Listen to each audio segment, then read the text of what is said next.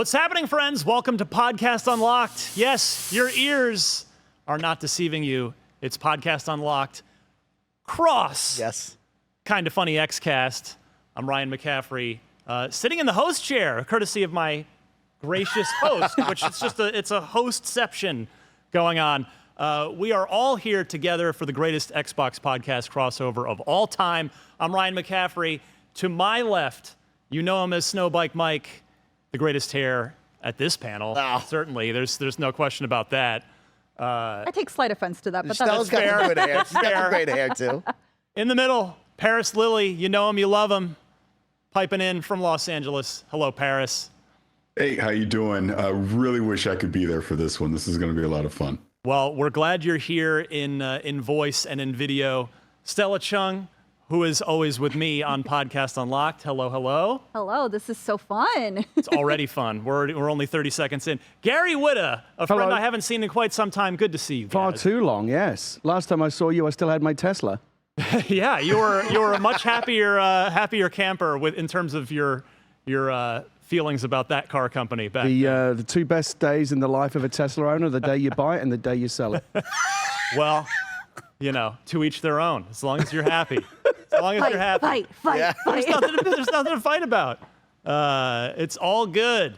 It's all good. And we are here for a very good reason. So we are here to support the Extra Life charity. Extra Life is a fundraising program of the Children's Miracle Network hospitals.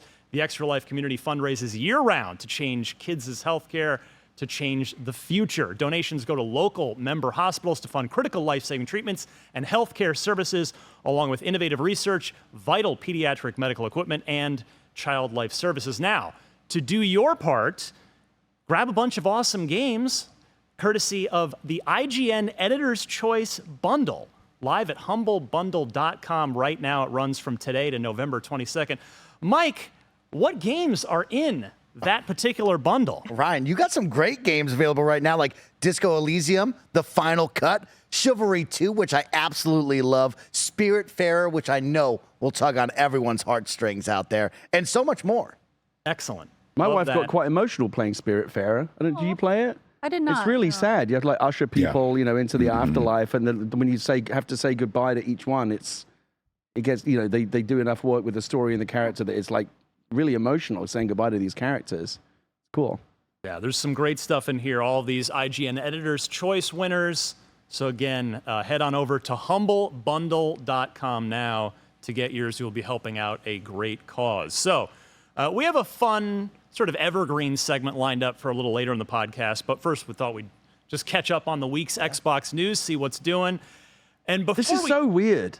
Yeah, it's weird. This is something. It's like I can't get my head around it. Like this is not. It's like I'm in a dream or something. Like why are you dream here? sequence. Like when you have dreams, like people just randomly show up out of context. Like why is he here? Like that's kind of. But I mean, in a good way though. Okay, I was saying I can go. It's a happy. It's a pleasure.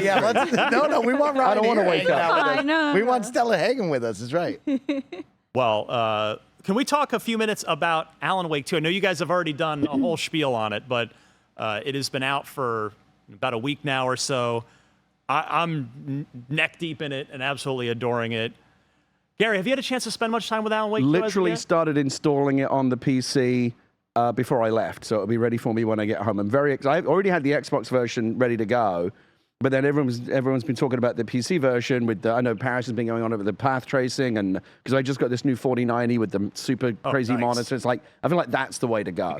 So I managed to scrounge up an additional code for the PC version, and I feel like that's the way I'm going to do it because everyone's like just talking about it in the highest possible terms. Yeah, well, the KindaFunny crew said Game of the Year? Yeah. Question mark? Mike, Parris? I have been riding shotgun for most of our streams with Alan Wake 2, so it's been nice to experience some of it. I'm looking forward to playing it on my own, but I'll tell you what, it is wowing. It is a nice, I don't want to call it a return to form for Remedy because Remedy's always hitting, but Well, I can't forget Crossfire Yeah, X. their last game was their first not great game that they've ever made. Yeah. So, return to form is fair. Yeah, and it is stunning, especially like Gary said, on the PC with all of the bells and whistles. It is something to behold there. So I'm looking forward to playing a lot more this weekend. Parris, your thoughts on Alan Wake 2 thus far? So ironically enough, I rolled credits late last night, and I tweeted this morning, it's a game of the year. Hands down, that this is the best game that's come out in an unprecedented year of great games in 2023. But this is game of the year. Just the narrative, the survival horror aspects. Like Gary's talking about playing this on PC, just from a visual aspect. I mean, Remedy really nailed this. They absolutely did. I fully admit I came in skeptical about it, but I came out on the other side. And now, Ryan, you and I saw each other at the preview event. Yep. That's what sold me on it. And being able to play this from start to finish, yeah, it is the best game I played this year, hands down.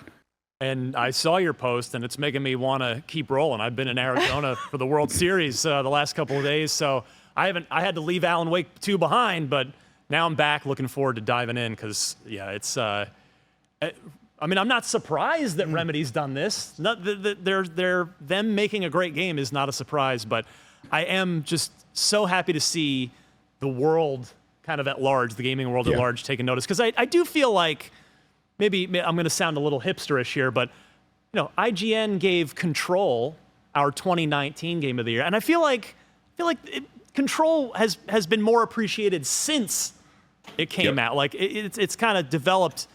The good vibes have caught up to it, but I feel like it kind of got a little lost that year. It's been a really weird year for the Game of the Year conversation, hasn't it? Like, I remember back when early in the year when Zelda Tears of the Kingdom came out. I was like, okay, there's a lot of the year still to come, but like surely, right, Zelda's like already got it locked up. And then the rest of the year happened, right? Baldur's Gate 3 kind of came out of nowhere. Not for people that were like paying attention to it, but for people who weren't like hardcore D&D, like RPG fans. I don't think anyone expected Baldur's Gate 3 to be what it was, and there's well, it's that now. What else? And then Alan Wake. And there's other games that are kind of nipping around the heels of that conversation, but I think the three that are going to be the three names you're going to see most when the awards start happening are going to be Zelda, Baldur's Gate 3, and now clearly Alan Wake 2 is going to be in there. Yeah, I still feel like Baldur's Gate 3 is game of the year for me, and then close behind it is Zelda. I actually did download Alan Wake 2, but like everyone keeps saying that it is very heavy on the horror aspect, which is making me a little bit more hesitant to jump in because I don't do well. Yeah, with I horror. don't. Yeah, that's the thing. I was asking someone earlier today, like, well, how scary is it? Because I don't do the scare. I don't do the jump scares. I don't do that stuff. But it sounds like it's a bit scary. Yes. So I don't know. I heard there are a few jump scares in there, so it's just like. Yeah, there's definitely a few. You're gonna have a couple moments. You'll have some good. The thing is, even though I'm saying like the PC, I might Okay. just boot up the PC version to see how fancy it looks, but like that's me down in my little office with the lights off. That's too scary for me. And your new little doll that you're and Special Baby, of course, probably will put in an appearance. That's bad enough already. But no, if I'm going to play a game like that, I'd rather play it like in the living room on the couch with my wife next to me, so I'm not quite so scared. And I think horror's less scary when it's a shared experience. Totally. I couldn't do it by myself. Yeah. Condemned on the 360. I had to have one of my friends come over and hang out with me while I got to the end of that game for that exact I was reason. playing Gone Home, which isn't even a horror game. It just pretends to be one. Yeah. And it was, and I had to stop halfway through this. I'm going to play when my wife gets home. I'll play the rest, but I can't do the rest. I was like looking at some steps. There's a point where you're looking at these steps that lead down into this dark basement. I'm like, I'm done. The scariest non-horror game ever, probably, Gary? Yeah. It does a I great totally job of using the tropes of the horror game to make you think it is a horror game, even though it isn't. Very, very clever game. Yeah. So, big ups to Remedy. Hope everybody's given this game a chance in, it's blockbuster game season, but everybody check out Alan Wake 2. It is good times. If you're like me and haven't played the first one because the first one is also too atmospherically scary, do you feel like people can jump into Alan Wake 2? I'll let 100% yes. Parris take that. Yes? Yeah. Okay. Yeah, yes, because the way that they set it up, Saga, you get to play it through her perspective, and she's like a substitute for new people coming into the series because she's learning about the Alan Wake universe just the same time as you are as a player. So that's a great way to introduce yourself into it as well. So yeah, new players, easy entry into the Alan Wake 2. Well, since I haven't finished it yet, I can't yet say if I think it's Remedy's best game. What I would say to answer that right now, before finishing Alan Wake 2, for me, it's Max Payne 2. Oh. And 1 and 2, some excellent, somewhat unexpected news this week. I thought these were further out. Remedy updated their shareholders this week, saying, hey, we've got Alan Wake 2 out the door, lots of critical acclaim, but the Max Payne 1 and 2 remakes that will be funded by, published by Rockstar, and done in the Northlight engine, as all of Remedy's stuff has been, is ready for proper production. So, Gary, I know back in your PC gamer days, Yeah. Max Payne 1, Max Payne 2 were a very big deal. Are you pumped for a remake of those two? Yeah, kind of. I mean, I wasn't the biggest. I don't think they are Remedy's best games, but there's something about the world that's just a bit too schlocky noir for me. But I enjoyed because it was the first. I think one of the first times we saw that bullet time mechanic, right, where you could slow down time, and that was very, very in vogue after the Matrix, right? And that's when games started doing it. I think Max Payne was the first one to really turn it into a gameplay mechanic. But it is very much one of those, as much as we look back on PC gaming in the 90s as like the golden age of PC gaming, because it was great back then. A lot of those games have not aged well, and they are very ripe for this kind of treatment. So I think I can imagine how amazing it will look. It'll be interesting to see. I don't know, are they also planning to kind of, is it going to be the exact same game with a graphical makeover, or are they going to look at updating mechanics as well? I don't know. Yeah, we don't know that quite yet. I mean, look, Oh, this is what I'm wow. talking about. And I mean, well, Look at this. We're looking at how old's this game now? 96 for the first I one. was I going want to to say it's close to 20. Yeah. Wow. Wow. I mean, look at that. It still looks pretty good, but I know what you mean. It's like if somebody said to me like, so what was PC gaming like in the 90s? I would just show them those 5 seconds, and that would tell you all you need to know. Stella, Mike, any interest in either revisiting Max Payne, or I'm guessing for at least one of you, it's going to be playing it for the first time? That's me. Yeah, I'd like to play it for the first time. I'm so sad I missed all of these different gaming things, but I was born when that was here, so like it's kind of inevitable that I would miss it. So, but yeah, I always love these remakes because I'm like, yeah, there's no way that I would have experienced this naturally anyways. So I would love if they did some new twists on it, because I think if they did something like what Dead Space did, where they kind of just enhanced the mechanics that made it so unique, that would just blow it out of the water. Yeah, I'm really loving this as someone. I can remember Max Payne 3, right? Max Payne 1 and 2 are so far gone out of my memory that I am excited to relive these moments and have those aha moments that we got with Resident Evil 2 and 3 with those remakes, and now into 4, where it's special to have games from your childhood or back in the day come back and look beautiful and be able to replay those. I'm excited as can be. And I always, whenever I think of Max Payne, I think of Dead to Rights with the Husky. That's fair. where my mind Yeah. goes to all the time. Yeah, that's OG Xbox PS2 era right there. That's good times. Parris, any fond memories of the original Max Paynes? Believe it or not, I've never played Max Payne. So you'll be on the remake list then. You'll be one of the folks. Yeah, who I definitely will check out the remake. But yeah, never got into 1 or 2, so it never resonated. Alan Wake, ironically enough, was probably my first Remedy game. I just remember, because I think I was at PC Gamer at the time, and I remember like the first press release or whatever it was, and I specifically remember thinking, his name is Max Payne. The game had a lot of work to do from that point on, but no, and I mean it's very, very well loved series, and you know, I think sometimes these remasters are a way to kind of test the waters to see if this does well. Maybe you get Max Payne 4. Yeah. Who knows? No, you're right, because the just development reality is that Rockstar themselves is never going to make a Max Payne 4, even though they own it now, because all of their worldwide studios, they all work on one thing. There's no more Midnight Club happening out of San Diego. No more Bully. Yeah, there's no more Bully out of Vancouver. No more Manhunt. Yeah, exactly. Which is probably for the best. State of emergency. No more table tennis. Yeah, I miss the days when the Rage don't test game. get me wrong. GTA 6 is by far my most anticipated game, but I kind of miss the days when Rockstar did other things. Bully was cool. Yeah, nobody would disagree there. But it's that they pivot all.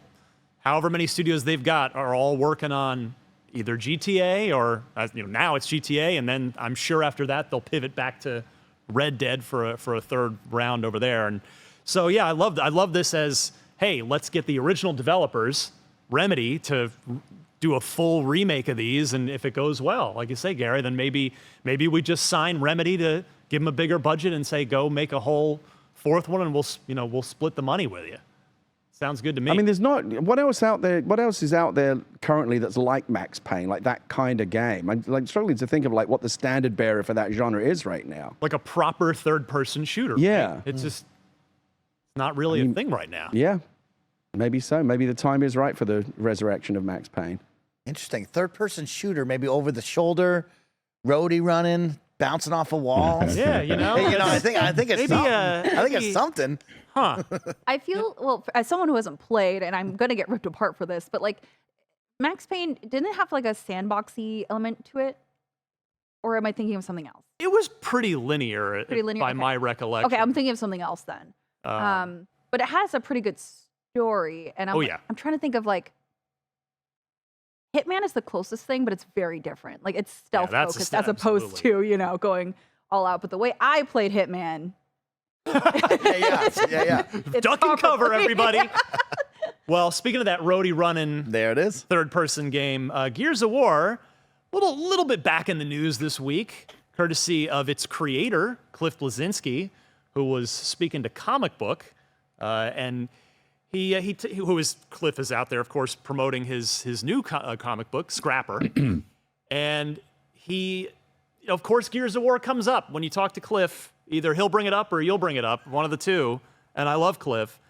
And once again, Cliff coming out and saying, "Hey, I'm open to talking to you, Microsoft, if you want to talk." He said, "I believe Gears needs a little bit of a reboot, like God of War had. And I've always said, Phil Spencer has my number. I'm happy to consult." So, Parris, I'll start with you here. The state of Gears of War. It's been a little while now. 2019 was Gears 5. 2016 was Gears 4, if I remember correctly.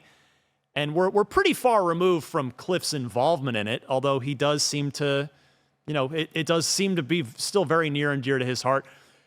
What do you think? I mean, we know there is a Gears 6 coming, even though it hasn't been officially announced. We've got a cliffhanger to resolve. We've got a story arc to resolve. But what do you see as the future of Gears, Parris? Because this is a franchise Microsoft paid a hell of a lot of money for, and they're not just going to sunset it after this next Gears game. So, you know, where do you think they should go? I definitely think there's a lot of life left in the Gears of War series. I actually saw you say something about Thank that you. online. I think they really need to start calling it Gears of War again. Excuse me. But one thing that I've been saying on the show for the past couple of years about that franchise is I really wish they would lean more into basically the horror aspects of what Gears of War, like when we saw the first Gears of War, that's where it seems like it was going, and then it obviously pivoted off into something else. I think, okay, you finished the story here with Gears 6, with what they started with Gears 4. Let's finish that trilogy.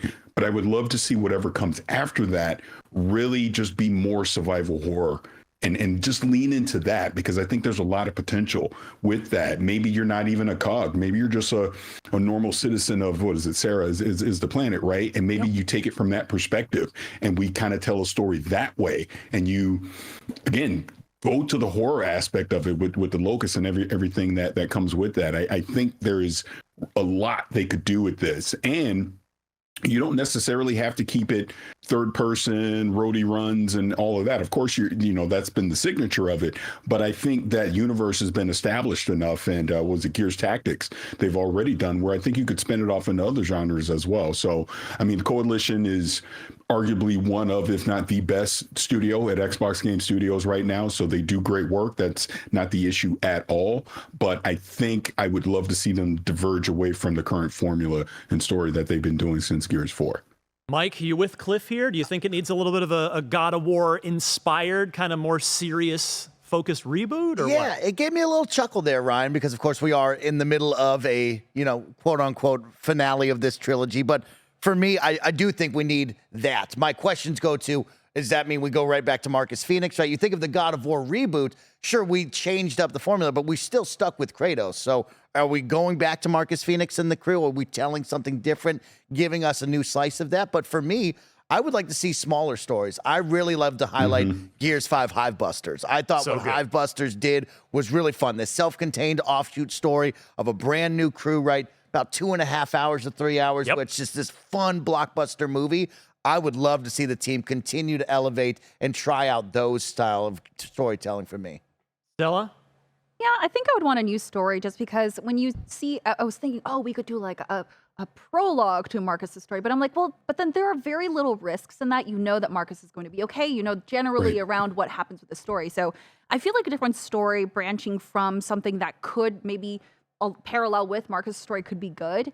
I love this idea. Like the way that God of War did their reboot was just so good. And I'm like, yeah, no, Gears of War could definitely do something like that. Also, yeah, when did they start going to Gears instead of calling it Gears of War? Because I remember five. Okay, because I remember. I thought it was 4. Was it 4?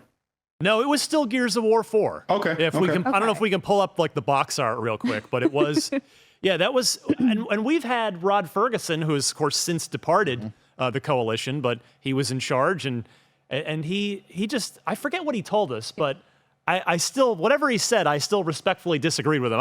I'm with Parris. It just needs the of war. I get that, like, okay, there's already a GOW acronym game, but the of war matters in the context of this, because it's not just these people, but it's the hellish situation they're in. Gary, what would you do with Gears of War? I used to love, Gears 3 is probably on the 360 was probably one of my most played games of that generation. Some of the Horde mode, I still tell fishing stories about some of the Horde mode games that we used to play back in the day. And then I kind of like lost touch with it. I'm sure if I went back and played them, I enjoyed them. I always enjoyed that. We talked about it recently on the Xcast, like the first time, when Gears first came out and the first time you did that roadie run and like took cover behind a thing and did an active reload, you were like, oh my God, it introduced so many new concepts that we love that you see now proliferating, and like they're now part of the common language of these kind of games. Like so many games use those same gimmicks, and Gears, I think, began a lot of that. I don't know if it necessarily needs a reboot. I mean, it's almost, I mean, is it in trouble? Like when you usually talk about rebooting something, it's because it's been a really long time, or because like you desperately need to make a direction change. And I just don't know like how the Gears games have been pretty well received, right? They are what they are. But to Parris's point, I also think it's really interesting when you do things that are a bit more daring and like allow yourself to not feel attached to the genre that you started with. Like these are big worlds, and the characters and the storytelling and the world building is interesting. You can do other things. Like I said, they did it with tactics. And I agree with Parris, actually. I would love to see something that's like more, you can do like these, and again, with all these studios they have now, they have the luxury of doing this. It's like, okay, let's do like Gears 6 or Gears of War 6, as I agree it should be called. Is that officially, like, is the game just officially called Gears 5? It is, or 5. Yeah, it's Gears 5. It is not Gears of War 5. That's messed up. I don't like that. I'm glad we're all in agreement. That just rubs me the wrong way. So by all means, continue with that, but like let a smaller studio do something like a smaller, more contained, like survival horror, scary, dark, subterranean thing. I think that could be really fun. The movie, of course, is going to be coming out. They're working on the movie right now, so maybe that's an opportunity to reset. Maybe they do something that's based around, because they'll put their own spin on the lore and do something a little bit different, I'm sure. There might be an opportunity there to kind of come at it from a different angle. I don't know. I know good podcasting involves healthy arguments, but I don't have anything to argue with any of you about. I'm with all of you on this. I mean, I do want to see the Gears 6. I think Gears, and this is just me, I don't know how true this really is, but it does seem like the Coalition has kind of gotten a little bit of an unfair treatment from the community in general, in the sense that just because they're not Epic, it's been like, oh, we're not as into this, and I think Gears of War 4 and Gears 5 are a little underrated. I think we've rated them very highly at IGN, but I don't think they kind of get quite the same love in the community that I feel like they deserve. So I'll be curious if this extended time off, because it's, like I said, we're already coming up on, in fact, I think we passed the 4-year anniversary now since Gears 5 came out, and 6 hasn't even been announced. We all know it's happening. Rod came on our show as a Blizzard employee and kind of, more or less said what we already assumed, which is that we know that game is in the works.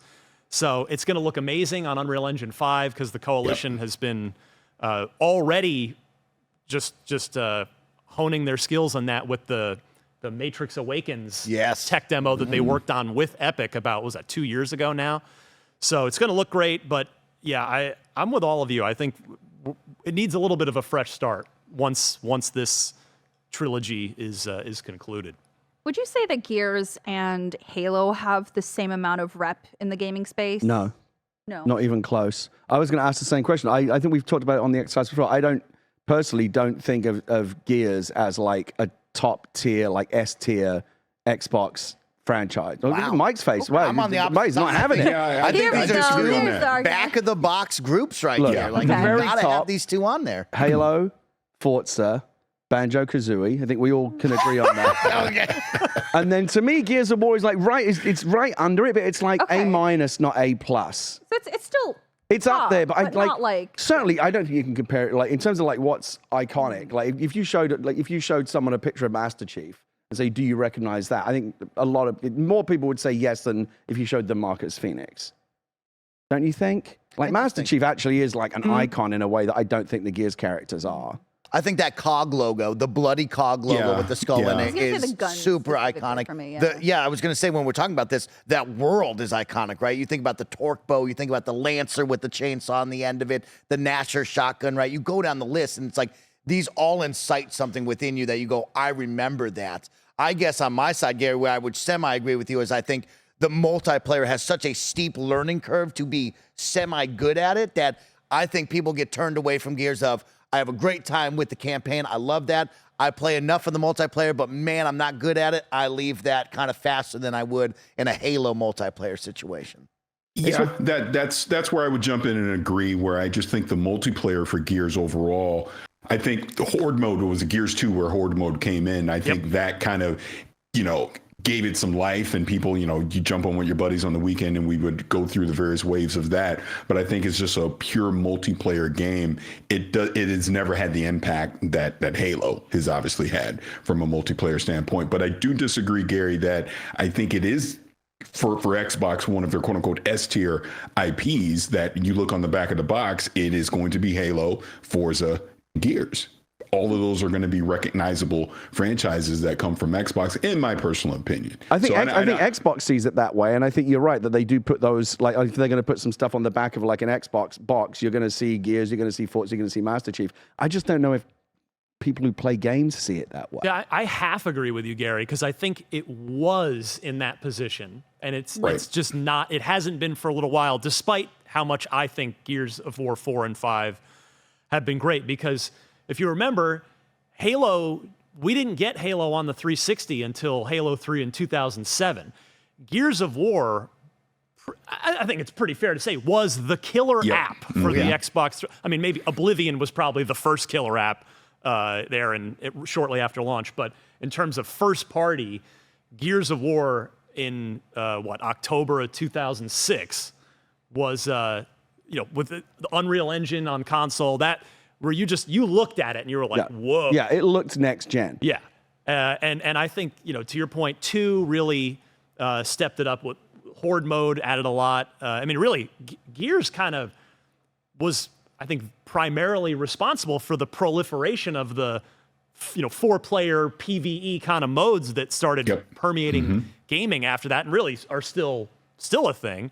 And then Gears 3, I couldn't agree with you more, Gary, where I remember I reviewed that for OXM. It was one of the easiest 10 out of 10s I ever threw down. The campaign was just gameplay-wise brilliant. I thought the story wrapped up super well with Adam Phoenix and the crew and Dom, of course. And Horde was better than ever. Versus was better than ever. And then they did kind of follow it up with that still good but huge step down, the People Can Fly game, the Gears of War Judgment. Was I've forgotten all about that. Yeah, exactly. And then after that, it kind of laid dormant for a while. Microsoft bought it, and they've been kind of it does seem like 3 was 1, 2, 3 was the peak, and now Microsoft's been trying to claw their way back to that. It might be that the way to get it back is just through kind of repeating what they did, like you said, with the first one. Gears of War on the 360 was one of the first games I remember looking at. Okay, yeah, it's the next generation's here because look at this, clearly so much better than the original Xbox. That maybe they're using UE5, which is incredible. We're just beginning to see like what it can do. Maybe if this game, like just on a technical, graphical level, is like, oh shit, like this is beyond anything we've seen before. That alone would be enough to kind of get some excitement back. I have a couple things coming to my mind. Of course, Batista is always the teased. We all want that from the community. What if it is a reboot with Batista? Maybe not as Marcus Phoenix, maybe its own character. Would that have the staying power? Crackdown 3 with Terry Crews was kind of last minute, but would Batista maybe sell a little bit more? Would that get people excited? I don't think so. Yeah. No. I mean, I don't think so either. Yeah, I love his love for it. Yeah, I mean, I have full respect, but I don't think he's necessarily going to move the needle in terms of the sort of franchise power. I don't know what it is about Gears. I really enjoyed the first 3 games, and yet these days I just kind of like, Like if they announce Gears 6, it's not a trailer that I'm going to click on. Oh my god! I'll watch it later. I don't know. Maybe it's me. I know Gears fans are. I don't want to get into another nobody gives a shit about Killer Instinct black hole we did last time. We're still digging our way out of that one. Because I know Gears fans are very passionate. Mike's a perfect example. But I worry about the wider audience. Does Gears still kind of generate that excitement across gamers as a whole? Parris?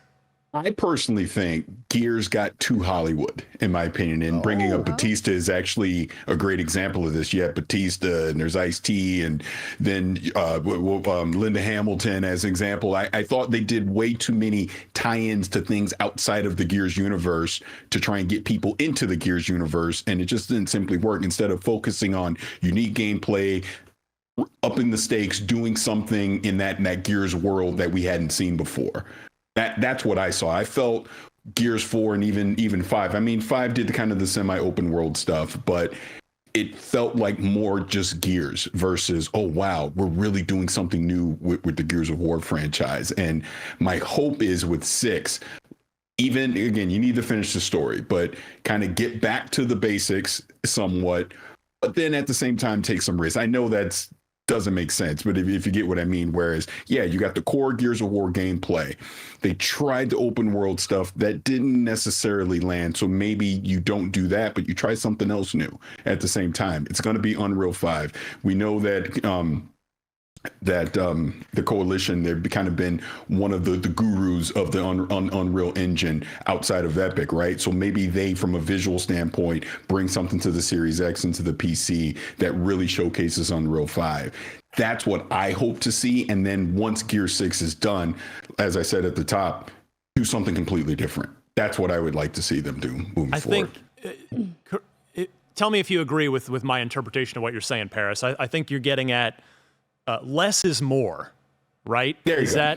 That's a good way to simplify. Because Gears 5 added, actually, it's again been 4 years. I'm blanking on the DBs, the robots. Inevitably, right? Sequels and franchises, they have to add stuff. We've already done the Locust, so what do we? Okay, well, we get the Swarm. Okay, we got the DBs.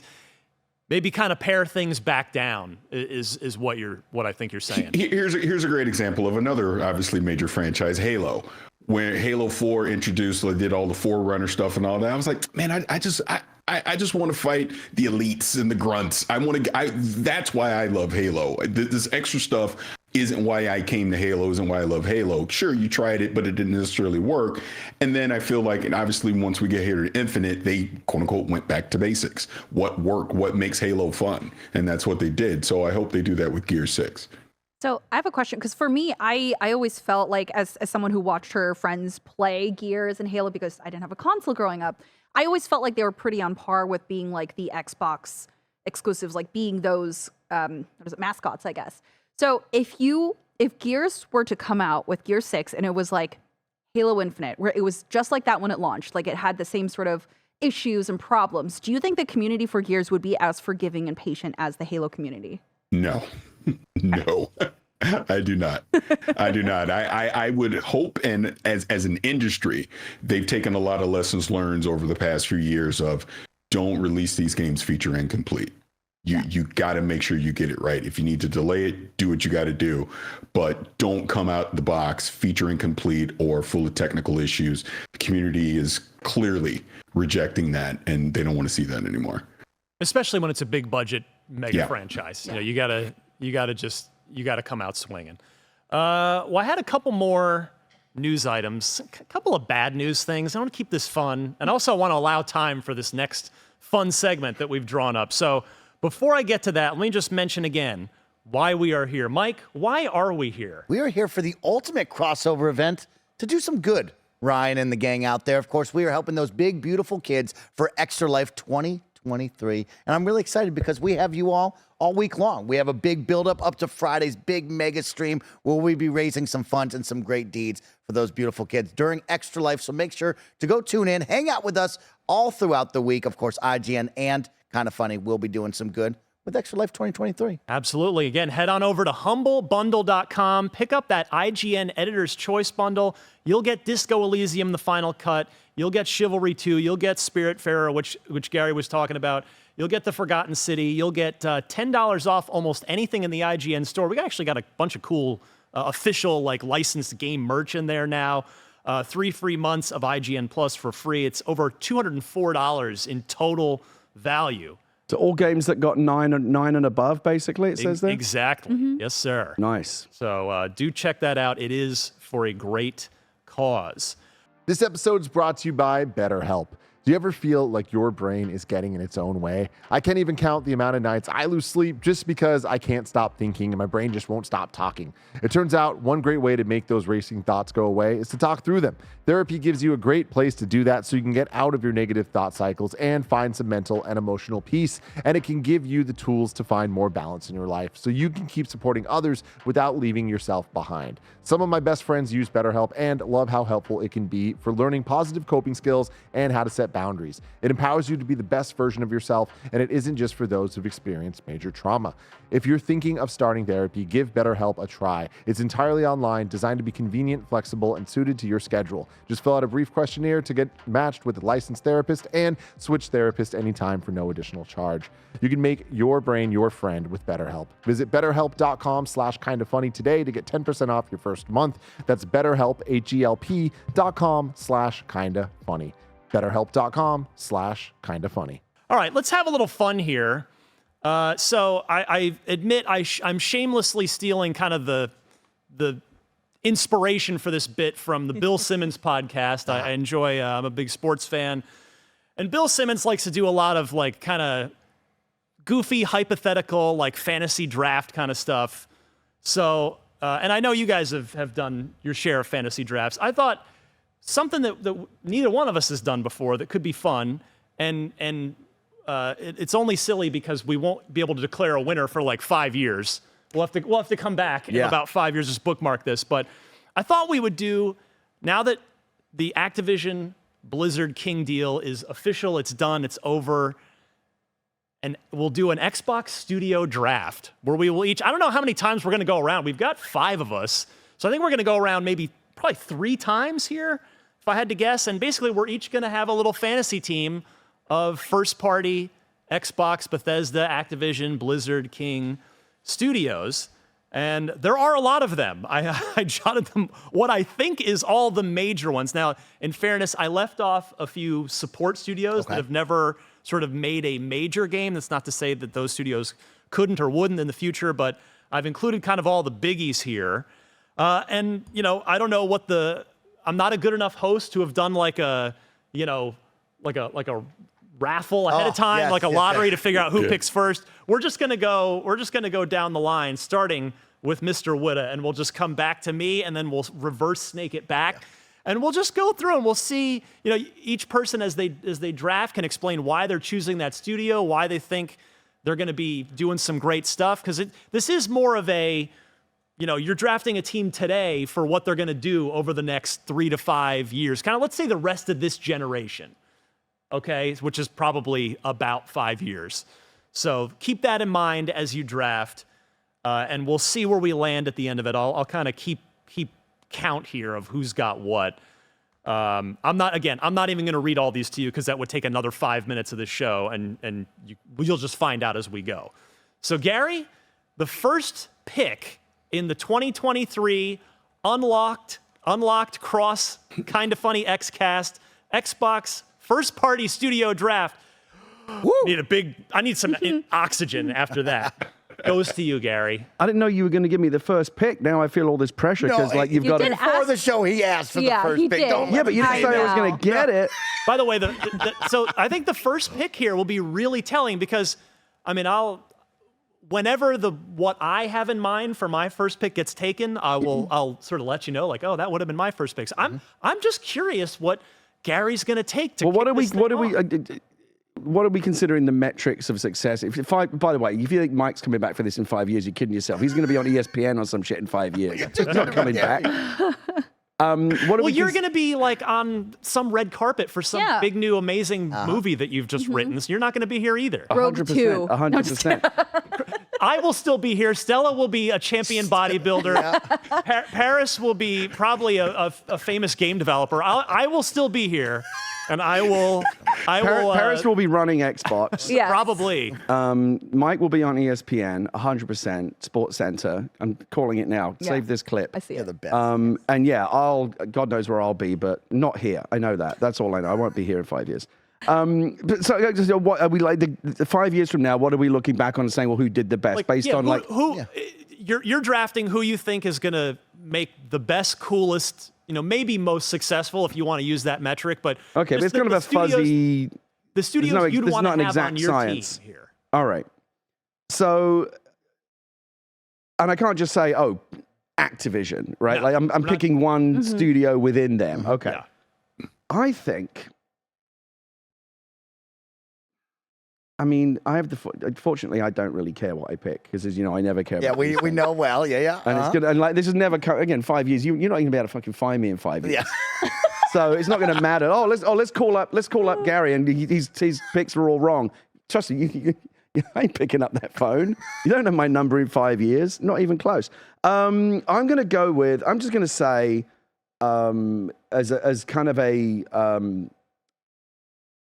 sentimental pick, I'm going to go with Machine Games because I think Machine Games are very, very, very, very good indeed. I think the Indiana Jones game, as we talked about before, is a bit of an odd one because the new movie, while perfectly good, demonstrated that people don't really care that much about Indiana Jones anymore. I mean, Indiana Jones, of course, one of the great characters, one of the great film series of all time, but like they couldn't make modern audiences care, right? Like not enough people would show up. It was all like people like me that grew up with Indiana Jones that went to see it. So I worry about just how much interest is going to be in that game. Of course, if it's an excellent game, I think people are going to go for it no matter what. But I wonder like just how much of a selling point the Indiana Jones name is. Like, there's a big question mark over that now because the new movie did not perform. Yeah. But Wolfenstein, I mean, I didn't play the new Wolfenstein games until quite recently, believe it or not. I love all of those kind of games. Like, I went back and played like New Order and all that stuff. What was it, New Colossus? New Colossus. All of that stuff. And it's like, man, these games are so good. They are so good. Like killing Nazis, it never gets old. The storytelling is actually surprisingly well done. The cinematics are amazing. What's the one that starts with like you're coming in by plane? It's like a big coastal raid on that Nazi facility, and you've got the Scottish guy with you, and you get shot down, and you climb. That's New Order. Is it New Order? Like just that first 20 minutes, I was like, you know how Scorsese, this is cinema. I was like, this is video games. This is what video games is all about. Like this is what I want to see. Like I'm just loving every. I felt the same way about the first 20 minutes of Spider-Man 2 when you're swinging around Sandman. You're 7 those minutes ago, like you're just going like this is video games. This is what it's all about. And I felt that way about New Order. And I remember just all the way playing through it. Man, these games are so good. Like they should be even more celebrated than they are. So Indiana Jones, whatever. But I think whatever the new Wolfenstein thing, I was talking about Gears of War not clicking on the trailer. If I went home and sat down on my computer and said, "Oh, new Wolfenstein trailer just dropped," that I am clicking on right away. So I'm going to go with Machine. Did you play the Chronicles of Riddick back in the day? No. So that was that team when they were still at Starbreeze. It's the same. Okay, but that was also that was like I remember the conversation around that game was like, wait, this game's good. Like this game is Riddick, but it was actually really good, right? Yeah. I since you love the Wolfenstein games so much, I would. Even though it's old now, I would encourage you to go back and play the Chronicles of Riddick. Does it have Vin Diesel in it? Yeah. Yeah. I can't. Oh man.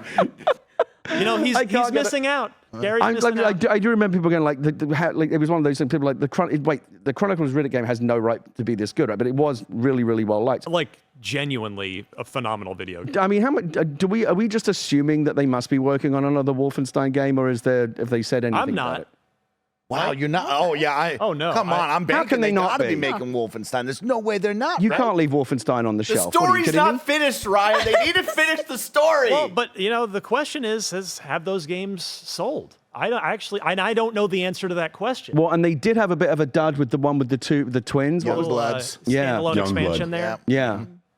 That was not well loved. Well, But I don't know. yeah. I just kind of feel like Wolfenstein to me. I just have a very again. I'm old enough to remember playing the original Return to Castle Wolfenstein and then Wolfenstein 3D and thinking, oh my god, this is the shit. And like every new Wolfenstein game, I think it's if you think about it, it's a game series that has lasted now for decades and has, with only a couple of minor blips, retained like consistently high quality throughout. Like there's never been a period where the Wolfenstein games were like in the doldrums and they had to come back. Like every game has been really like good. The Raven one from 2009-ish was good, right? It wasn't as good as the Machine Games versions have been, but you're right. It's never really had a low. But they are one of those developers, regardless of whether it's Wolfenstein, they are one of those developers where, like, if you tell me they're working on something, I'm going to pay attention. Yeah. So, 100%. Something of a surprise first pick. That's a wild You like that? I like that. Came in along. Yeah. All right. I like it, Gary. Stella, we go to you with the second pick in the first round here.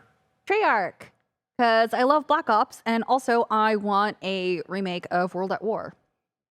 Wow. Okay. Mm-hmm. All right. That's a great poll, Stella. You know you. what? I'm stunned by that because I really like World at War, but I think the audience has shown that they don't love going back to the older dated Call of Duty games. Like when we played Vanguard recently, they're like, hey, we're enough with World War II. But I know, but I think that the audience would be, we loved World at War. Let's go. Of all the older ones that you can go back to, give us World at War. And I have so many fond memories of going over to my friend's house, and they would bring over their Xboxes, and like, you know, we would set it up for like a LAN party, and we would play zombies. It was so fun. Oh my god, it was my first real connection with Call of Duty, and I was like, oh my god, I see why they talk about this all the damn time. You know, Treyarch had a reputation for a long time. Well, not a reputation, but they absolutely lived in the shadow of Infinity Ward for quite some time, right, in the Call of Duty space. You know, they made other non-Call of Duty things too before pivoting entirely to Call of Duty. But, you know, then when most of Infinity Ward left and went to EA and formed Respawn, Treyarch didn't just become the A team on Call of Duty by default. They earned it. I mean, the Black Ops, I still play every Call of Duty campaign. Oh, for sure. So much fun. And for me, Black Ops 1 is my favorite Call of Duty campaign. Ooh, that is a good one. Yeah. The numbers, Mason. That's and that little JFK You're ending. freaking out. Yeah. Love that. That was a great campaign. So yeah, I like the Treyarch pick there. That's a great pick. And what's interesting about that as a pick is that if you think about what Phil has said about what the Activision studio, the studios are going to be like under his supervision, I think he said like, we're not necessarily going to keep the Call of Duty games on this annual treadmill, right? Where we're putting one out every. The way they did that was, you remember, they would basically alternate studios. Like Infinity Ward, Sledgehammer, and Treyarch would take turns, so that they had this. Each one of them had like 3 years to make a game. But if they're going to break that cycle, I think what the people at Treyarch and Sledgehammer and Infinity Ward might be excited about, and what I'm excited about, is them being allowed to do something else. Like who knows what? It might not necessarily be the next Call of Duty game. It could be. If I was Phil, I would go to all those studios and say, what do you want to do? Like, what's the idea that you've been like dying to do, but you can't because you've been stuck in this Call of Duty shaped box? Like, what excites you? And see, you know, they have ideas and they're super talented. Like, let them do something else. Yeah. Call of Duty, yes, it will always be with us, but like other things too are also good. I want to see Raven Software get turned back loose again, like in their Heretic Hexen Jedi Knight 2 heyday. But that's we'll see. You remember Soldier of Singularity, right? Yes, that was their last was their last full non-Call of Duty game that they made. I love that game. But we'll see. Maybe somebody's going to draft them. But for now, we go to Parris Lilly with the third pick in the first round of the Xbox Studio Draft. So I have to say I'm surprised that the studio was not already picked. And I've said this multiple times over the years. The most important acquisition that Xbox has done is Obsidian. They are the most diverse studio that they have in this lineup. I mean, just going down the list, Avowed is about to come out next year. Look at the update that just came with Grounded. They literally added Forge into Grounded. So now you can make your own Grounded playground if you so choose. You think about the Outer Worlds. You think about a smaller project like Pentiment. I'll take you all the way back. Now that Bethesda is also a part of the Xbox family, Fallout New Vegas. Imagine them having the opportunity to go back into the Fallout world. I have said from the get, Obsidian now financially backed by Xbox and Microsoft, the possibilities are endless. I just adore that studio. I adore the games that they make. And that would be my number one pick. You're talking about a studio, Parris. Everything you're saying is completely on point. You're talking about a studio that has had some of the shittiest luck when it comes to their publishing partners. When you look at, of course, KOTOR 2 that they were brought in to make, which LucasArts went, yeah, we need this out for the holidays. You need to just ship it. And they basically had to chop the ending off, which was later restored by the community through the sort of, the files that were kind of the source files. You had, shoot, I'm blanking on the name of it. One of you can help me out. Alpha Protocol for Sega. Yeah, I was going to say Alpha Protocol, a game with a ton of potential. I believe I reviewed that game for OXM. So much potential, not enough time in the oven, so that didn't get there. You had South Park: The Stick of Truth, which I think did turn out amazing, but they were kind of dicked around with the THQ situation and Ubisoft picking it up. And I feel like I'm even leaving out one or two times where Obsidian's been. But when they're firing on all cylinders, though, they are really good. Yeah. Yeah, they're really good. Yeah. So excellent pick there from Parris. Mike, I'm curious who you're going to take for your first round pick here, the fourth pick in the first round. We've had some fun here. We've gone Bethesda. We've gone over to Activision, over here with Xbox Game Studios. And I'm going to keep it with them. I actually think I got a steal here. Playground Games. That was going to be my pick. So I was going to see how long they were going to stay on undrafted, but that is. Go ahead, please tell us about Playground Games. Is a special dev team over there. They are cooking up something really great. Of course, IGN knows Forza Horizon 5. One of the top dogs, game of the year over there. I think it's getting a lot of love, and of course, everyone enjoys that arcadey racer that they create. It is something special. But then also with Fable on the horizon, right? The opportunity to get out of just the racing realm and be able to flex those muscles on what they create with this world. All of the awesome gadgets that they have used on the back end to make something so beautiful and so real-like. I cannot wait to see what they do with Fable. Can they capture the humor that we want? Can they capture that essence of the memories, but also make it new and fresh? I truly believe that they can. And I think this is a studio that we will continue to praise 5 years, 10 years down the line of like, man, that Playground Games team, they're doing something special over there. Parris, do you agree? Oh, yeah. As soon as he said it, I go, if it came back around to the second pick, I would be grabbing him. Yeah, I would have chosen them if you hadn't. I think they are underrated in the overall gaming space now. You name, if you were to just ask somebody, name the top 5 developers in the industry, you probably get a lot of people that say Naughty Dog, a lot of people that are going to say Rockstar, a lot of people are going to say CD Projekt Red. But I think Playground is they're right there. And I think Fable could vault them into that group if Fable is as good of a Fable game as Forza Horizon is as a Forza Horizon game. So yeah, fully in agreement with that pick, Mike. I fake hate you for taking them before I could take them, but I'm also glad they didn't last to the end of the first round. True. So that puts me in a weird spot here because there's now a lot of big name studios that are not going to be first round picks here. I mean, is Blizzard going to last till the second round? I was going to say, do you think it's interesting we got this far and no one's picked a single Blizzard entity at this point? What does that say about the current state of Blizzard? Exactly right. You're exactly right, Gaz. Is 343 going to get chosen in the first round? Is Rare? I think Rare might get chosen by Mr. Lilly back here at some point, but that's. Well, you have the last first round pick, right? I know. And I'm gonna see. I think I might surprise some of you here. because I'm honestly looking this over because I was dead set on Playground. Yeah. And now I'm kind of like, all right, where do I go? And in the interest of time, because we're only through round 1 here, I'm going to just make my pick. I'm going to so I will say, by my own rules, the next 5 years, I do not believe The Elder Scrolls 6 will be out in that, or it's going to be close. Okay, close. Therefore, I'm going to take id Software. Oh. id Software. You got my second pick. That was mine too. I would have gotten it first. Yeah. id, of course, has gun to my head, the original Doom's probably my favorite game of all time. I still play it. I still enjoy it. It's still fun to me. Doom 2, Doom 3, and then you had all the original crew left. They're all gone for the most part. I mean, there's like 1 or 2, Marty Stratton, who's been there for some time, is remains, but you have this new group of developers, this next generation of talent at id Software, led by Hugo Martin, who reinvented Doom in a way I think I don't know if any of us saw it coming. No, not at in all. 2016. No, definitely not. You didn't no. think it was going to bring that kind of energy and heat. Where Not it at all. sort of channeled the spirit of the original that I love so much while absolutely modernizing it and making it new and fresh and original for the 21st century. And they absolutely leaped over that with Doom Eternal. In my opinion, I reviewed Doom Eternal for IGN.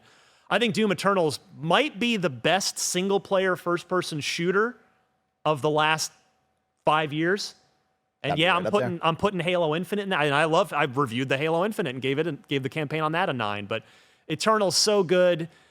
We know from a leak that we are probably getting a Doom prequel now as id Software's next game, which I will be super jazzed for.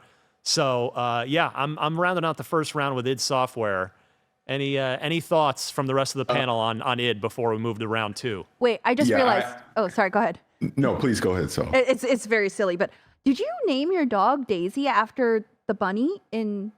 Not on Doom? purpose. No, Oh, okay, actually, I no. thought- I can honestly say no okay. because our daughter, we said we let her choose our Okay. dog's name, but like vetted by mom and Yeah, dad. yeah, Like yeah. if she just said like Poopy Cakes, we Yeah. would have said no, we're not No, naming the yeah, dog that. okay. But Daisy was one of the like first things that her Okay, mouth, so, because I was like, yeah. wait, the bunny's Just a name happy in the coincidence. prequel. Ooh, okay, yeah, sorry, go ahead. No, I was just gonna say that I love your pick of id, and my reasoning that I would have picked him if it came back around is if you go back to Summer Game Fest, Phil Spencer and Matt Booty were on the Giant Bomb couch, and Phil had a twinkle in his eye about the next thing that id is working on. So hopefully we get that announced next year, but clearly they're working on something that has him personally excited. So I'm really looking forward to hearing about that. And I've always, to everything that you said, been a big fan of id, and I think Doom was very transformative for him. I'm really looking forward to whatever comes next with the Doom series. All right, we're going back to me here as we're going to snake it back for round 2. Wait, you get 2 picks in a row now? Yeah, last pick. Reverse That's how it cycle. Is that how it works? Yeah. Okay. Yeah, Yeah. right. All right. And then you'll get 2 in a row at the Oh, as fair we enough. circle back from round 2 to Okay, round 3. all right. So, yeah. All right. What is that trophy you've got there? Oh, this is only me kicking everyone's ass in Kind of Feudy today. Greg. Oh, God. that's good. Yeah. Please go check that out on Patreon Oh, right my now. Go support happened. the team and watch a great kind of Spoiler alert. Spoiler, Your but boy's you've seen lost. it. Yeah, exactly. All right. First pick of round 2. Boy, I actually forgot until this moment that, oh, yeah, I get to go again.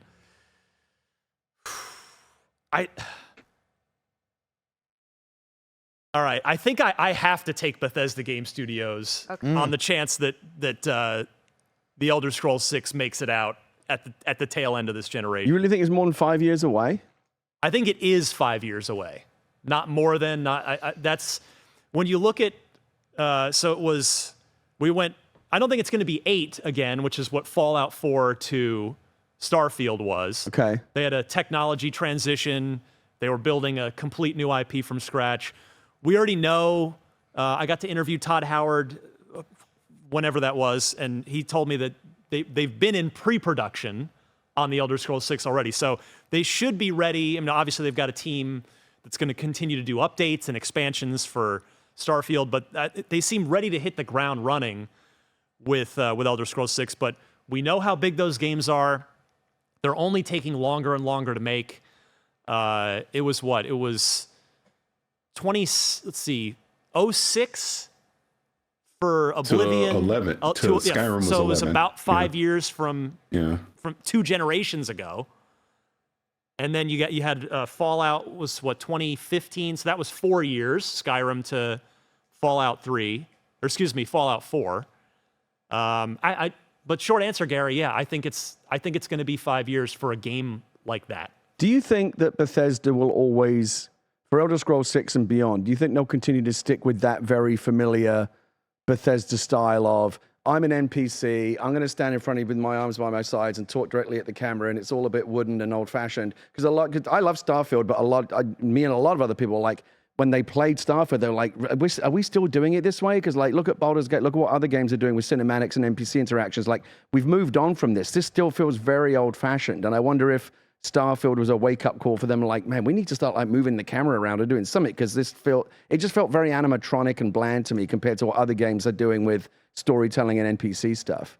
Yeah, I think a lot of people nowadays are just like, well, that's how that's like their signature thing. And I'm like, okay, just because that's how something's been doesn't mean it's going to hold up or still be good in the future. And I feel like Bethesda has kind of hit that point where they're like, oh, well, okay, maybe this charm isn't as charming anymore. Because if you go back to Skyrim, okay, it makes sense. It's an older game. Sure, it's a little bit wonky. The NPCs running into walls, it's funny. But when you get into something like Starfield, you're just like, no, I want to feel immersed. And I don't, especially when it comes to talking to NPCs and stuff. Yeah. It's like, and it's been their style forever. I get it, but but it's like their style is now very dated compared to what other games are doing. I remember saying at the time that I think Starfield really suffered from coming out in the same window as Baldur's Gate 3, which was doing everything that Starfield was doing better voice acting, better characterization, better, like the actual cinematics that actually felt cinematic and not just, this, which I said before, like it felt like being in an outer space theme park where everyone's like an animatronic going, would you like to go on an adventure? And it's just all a bit fake.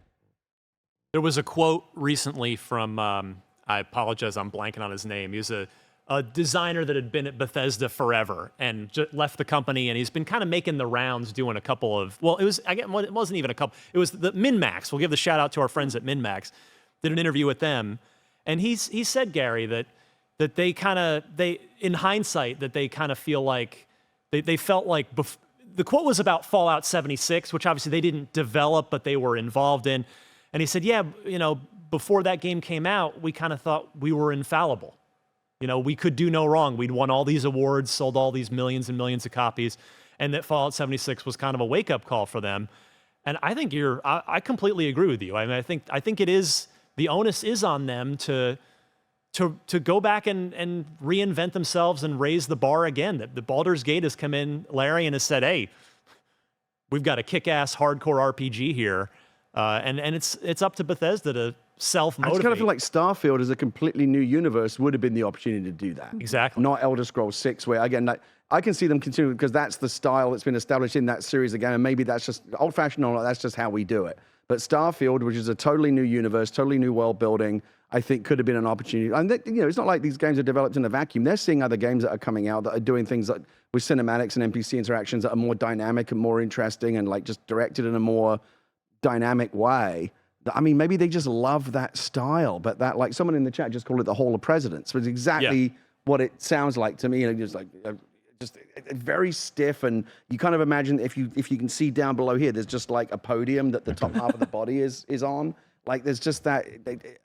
Bethesda does so many things really, really well, but I just feel like in that side of the presentation, they're still kind of stuck in their like collective past. The very best studios, which I think Bethesda Game Studios still is, like look at Rockstar, the biggest franchise on the planet, Grand Theft Auto. Like they developed an entire new engine from scratch with this whole physics system, and they weren't afraid to. They made a table tennis game that you alluded to earlier in the podcast to literally test it out. Like, does this work?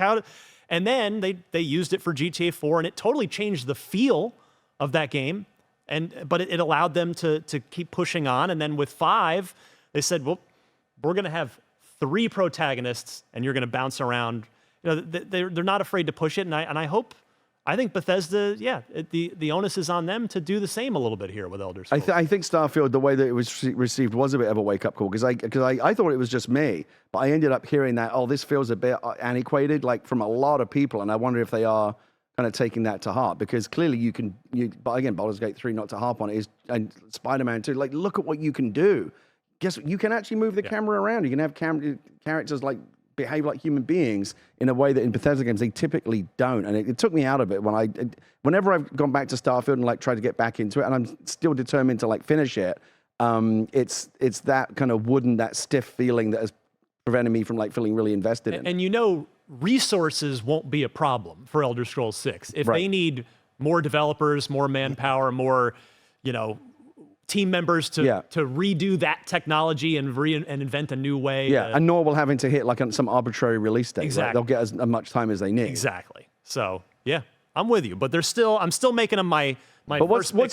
But what's your specific prediction that in, let's say exactly 5 years from now, Elder Scrolls 6 comes out? Yeah. Is it still this, or have they moved on? Well, given their history, you illustrated it well. I think until they show me otherwise, my default assumption is yes, it's going to be. They're going to keep doing it that way. It's going to be that same NPC dialogue presentation. Right. But I'll still be super pumped for Elder Scrolls 6, with or without a change to that system. But your point is nevertheless well taken, Mike. Ooh. Round 2, Yep. pick 2. Ryan, we have some great developers on the board still. A lot of incredible teams. And you highlighted one recently with Blizzard. I think I would be remiss not to select Blizzard with everything that I hype up about them. Which division? Exactly. Right? Which division? That's the problem when we talk about this, right? And I want to give a big shout out to Xbox community member Clobriel. You've seen the squirrel on Twitter before with all the incredible graphics. We're using one of their graphics right now to look at all the different studios. If you ever want a good Twitter follow, if you're big into the Xbox universe, Clobriel is the person to follow. Always making some dope graphics. Is that how that's pronounced? I think it's always said something different whenever I see someone. Didn't get to meet him at Summer Games Fest. Yeah. I met him. Very nice man. Clobriel, what do you think it goes with? Are you putting in an extra vowel there? I'm putting a little. Here's the secret with Mike. Mike always adds an extra letter everywhere. Just to feel it, Are you secretly British inserting vowels where they don't belong? That's what. Yeah, me and Gary is right. I'm gonna go with Blizzard though because this is a team right now being brought in by Xbox is going to get a lot of freedom, and I think there's a lot of IP there that needs to be restored. I think we look right at StarCraft and go, okay, let's get on board with that. I will continue to beat the drum. I think Heroes of the Storm needs some love, right? I think that is a great MOBA that can be ported over to the console. We have shown that MOBAs on consoles do work, and I think Heroes of the Storm is approachable. I think it's welcoming to new players. It is not intimidating like Dota and League of Legends, so they deserve a whole lot of love. And I think what Diablo 4 just showed you is Diablo's here, and it's going to stay. It's not going anywhere anytime soon. I do think we will see something special in the works with Game Pass and, of course, that monthly subscription of World of Warcraft. You have to marry those two somehow, some way. I don't know the financials and the business side of things, but that's going to give a nice shot in the arm of player base. And WoW has been the top dog for a reason because it is great. So it will be continuing to be great. We also know, unless the plan has changed, which it certainly can, but Blizzard straight up announced, they said, they didn't name it, but they said, hey, we're doing a survival game. Yep. Remember that? So Blizzard's got that in the works. Well, so this kind of goes to my point. We talk about 5 years as a long time, right? But in the world of AAA game development, it's not. That's the bare minimum, right? Yeah. To release the kind of game you would expect from Blizzard, unless it's a kind of Hearthstone kind of thing, like a side project. Yeah. But I'm thinking about what's going to happen in the world. What's Blizzard going to do in the next 5 years to turn around the current narrative, which is that they're in the doldrums and they have been for a while. And what's interesting is you can pretty much chart the decline of Blizzard with the purchase by Activision, right? And having those new bosses. I would love to think that now that period is over, you'll start to see them come back under new and better leadership. But where's it going to come from, right? World of Warcraft is just going to continue to be World of Warcraft. That's not going to get reinvented. I don't think you're going to see a World of Warcraft 2 or anything. They're just going to keep, as long as that's making money, they're going to keep doing it. And World of Warcraft is Like, if you talk to people that actually still play that game, there's a lot of unhappy. I mean, there always have been. There's a lot of unhappy people there. It's not an easy game to get into. It's hardcore raiding stuff that is inaccessible to a lot of players. World of Warcraft is just like its own thing, but I'm not expecting like the World of Warcraft narrative to like change dramatically in the next 5 years. StarCraft, are you going to see StarCraft 3? Is they going to do? Are they ever going back to that universe? Those games are hugely successful, but is that coming back? I kind of feel like no. Diablo 4 is a weird one. There's been this weird roller coaster ride. It came out and everybody loved it, and then they hated it when we got into the seasonal content that people didn't like now. But now apparently it's good again. So like it's all over. The Diablo 4 is all over the map. They're obviously committed to it, but no one knows what's going to happen. And then oh god, really? And then I wanted to know how boring Gary Witt is. Stella's tweeting at me in the middle of the show. She's tweeting at me right. Stella's making videos and tweeting them at me right now in the middle of this show. Oh my god. IGN, everybody. That's what it stands for, huh?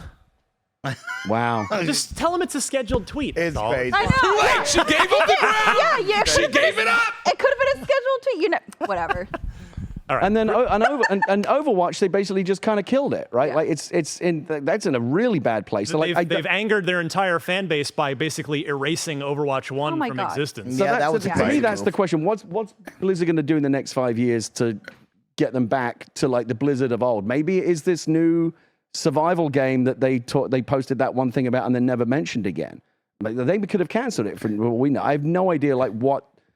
For me, Blizzard is the most interesting one. And again, someone who goes back to like the 90s of PC gaming when Blizzard could do no wrong. Like, every single Blizzard game was a banger. Warcraft 3, StarCraft, the Diablos, World of Warcraft, just so good. And then it all started to go a bit wobbly in recent years.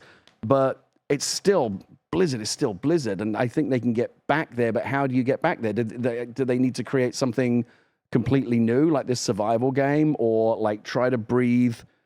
Because I think Overwatch is honestly, I think it's done. Like I think I agree with you. They just killed it. But yeah, what you got? Isn't this basically what Phil Spencer was talking about when he was on the Xbox podcast? And obviously they've been doing the rounds, going to all the Activision studios, that this is why you go to Blizzard and go, what is it that you guys want to do? In other words, I want to give back that creative freedom so that you can make the games that you want to make. So I would think in that respect, maybe in the next 5 years, we will see some new things. Again, going back to the survival game and maybe something else that Blizzard actually wants to make versus just feeding into the machine that Activision had become over the past decade. And that's the thing. I said the same thing about machine games, and I think the same is true of Blizzard. And a lot of these studios that under the yoke of Activision have just been forced to just keep cranking out sequels and remakes and DLC for stuff that's known to make money. Like Overwatch 2 being probably the worst example of that. And it's just like just keep doing more of the same. If you go to any of these studios and say, what do you really want to do? Like, what's that idea in your drawer that you've been killing? I guarantee they've got 50 of them that they would love to do, and they just need to be allowed to explore that. I think that's the key. Let Blizzard be Blizzard. Let Blizzard cook. Yeah, Let 'em exactly Hashtag right. Let them go. Speaking of cooking, Parris. So The pick is yours. Since Mike stole my pick, and ironically enough, I'm surprised that the studio hadn't been picked already. And it kind of just goes back to the previous discussion that we were having. The Coalition. I mean, it is, again, argued they are probably, before all these acquisitions, the most important studio at Xbox Game Studios, not only for the Gears franchise, but, we've heard the whispers and rumors that they've also been kind of the fixer to come in at the end and help some of the other studios as well, get a game out the gate. So, yeah, I'm going to say the Coalition, because I think whatever Gears 6 ultimately winds up being within the next 5 years, I think one thing that we can count on, it is going to be a showcase game for Xbox from a visual standpoint and probably from a technical standpoint as well. So, yeah, I'm going to say the Coalition. I was absolutely they were on my short list for round 3 for That's sure. right on the list. Is right. That's a great choice. Yeah, I think you're absolutely right. It's a solid pick. We're definitely going to get a game from them in the next 5 years, at least Gears 6, and then what'll happen from there remains to be seen. But solid stuff. So we are halfway through round 2 here. Stella, we go back to you. Yeah, I will take Mojang. I was going to go with that. It's That's a great good. choice. I mean, it has stayed consistent. Like, they have stayed so consistent and continue to build new projects. I mean, we got Minecraft Dungeons and Legends, and those are really good. And I mean, Minecraft just lives on, and they're constantly pushing out updates for it. There are always new mods for it. It's just not going to die anytime soon. So that's my pick.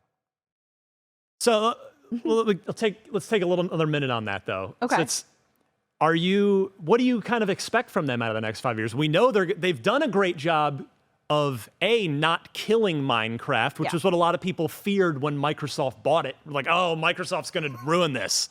They paid $2 billion. They're going to run it into the ground.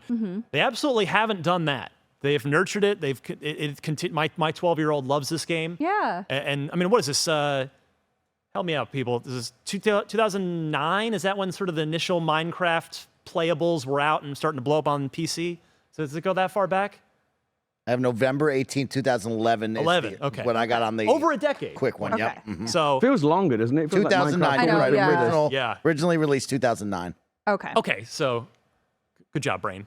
We did it. Yep. Got it. So what do you think? You think we're going to continue to get more like Minecraft Dungeons and other sort of spin-offs within the universe? I definitely think so. I mean, you can see that they're dipping their toes into what will stick with the audience, and I definitely think, I mean, maybe an MMO might be the next thing, right? Like all these things, Like Roblox is right. they're focusing on already these things, and it's really interesting. I do love that they've been pushing out more updates that have been making different servers more accessible to everyone instead of having to do the roundabout thing where you have to make like a fake server and then attach it to that. But now it's easy. So I definitely think we're going to get maybe some new world builds, definitely a lot of new, I know they've been updating mobs, they've been updating different nature aspects like new trees, stuff like that. So they'll keep pushing those out for main Minecraft, but I definitely think they're going to be pushing out other peripheral games. And I think maybe like a Minecraft MMO might be a thing because people already do a lot of role playing within these custom servers. So why not give them one game where you can do all of that in an MMO where you can build your own character and, still do the survival crafting thing. So, yeah. I like the MMO idea. I think that is an interesting way to kind of maybe claw some stuff back. Because I guarantee you, because I've seen it in my own house. My daughter used to be obsessed with Minecraft. Now she plays Roblox. Yeah. And I think Roblox has probably taken a lot of that core kid audience away from Minecraft. It is remarkable what they've done. Like the level of kind of cultural penetration that Minecraft did. Like it's everywhere. You go to Target and every other book on the shelf is like a Minecraft player's guide or whatever, or novelization. There's a movie, they're doing the movie.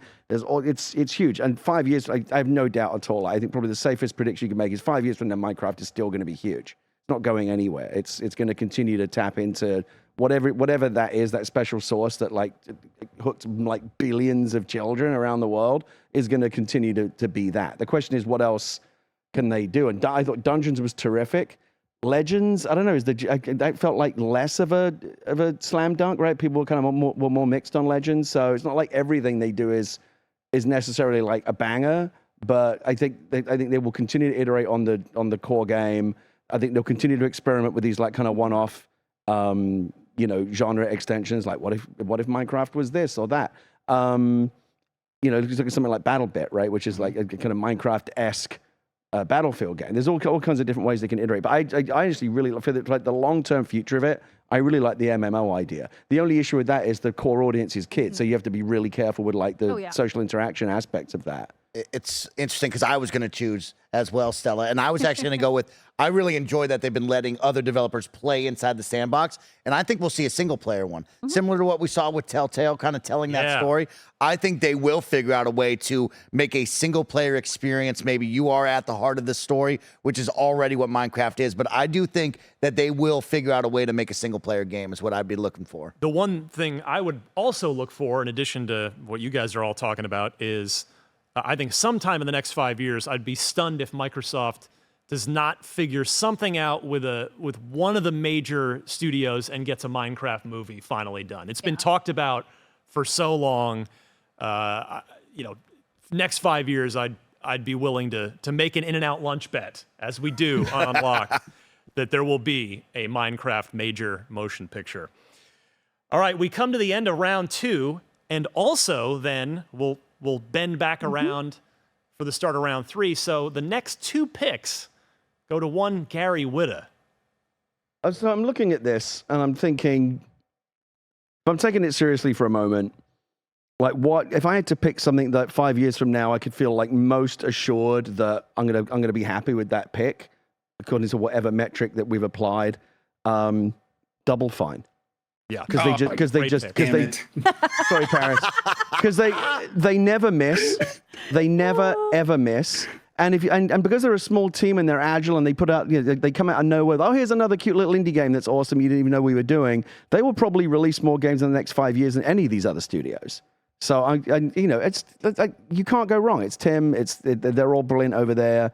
I'm very, very confident in that pick.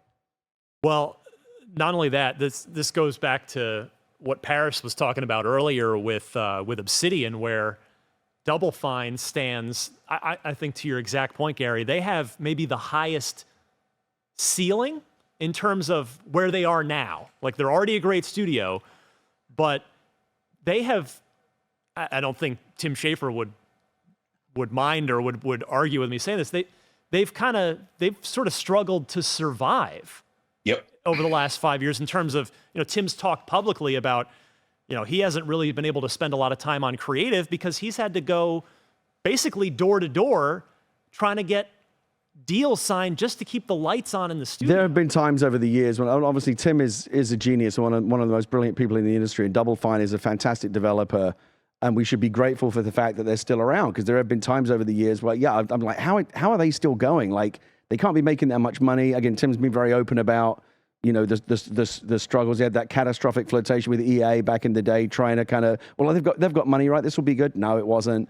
And then Microsoft coming in and saving them, I think, could have been the best thing, because hopefully that allows. Because the best thing you can do with Tim and that team is just let them get on with it, right? Exactly. They shouldn't have to be worried about are we going to make the rent? Like, just let them make great games. That's what they're good at. And that's what I'm talking about with that ceiling from where they are now, is they don't have to worry about keeping the lights on anymore, and they can just go nuts. And in a world where we're becoming like increasingly homogenized and games are starting to look increasingly like each other, there's only like 4 types of games anymore, like at the AAA level.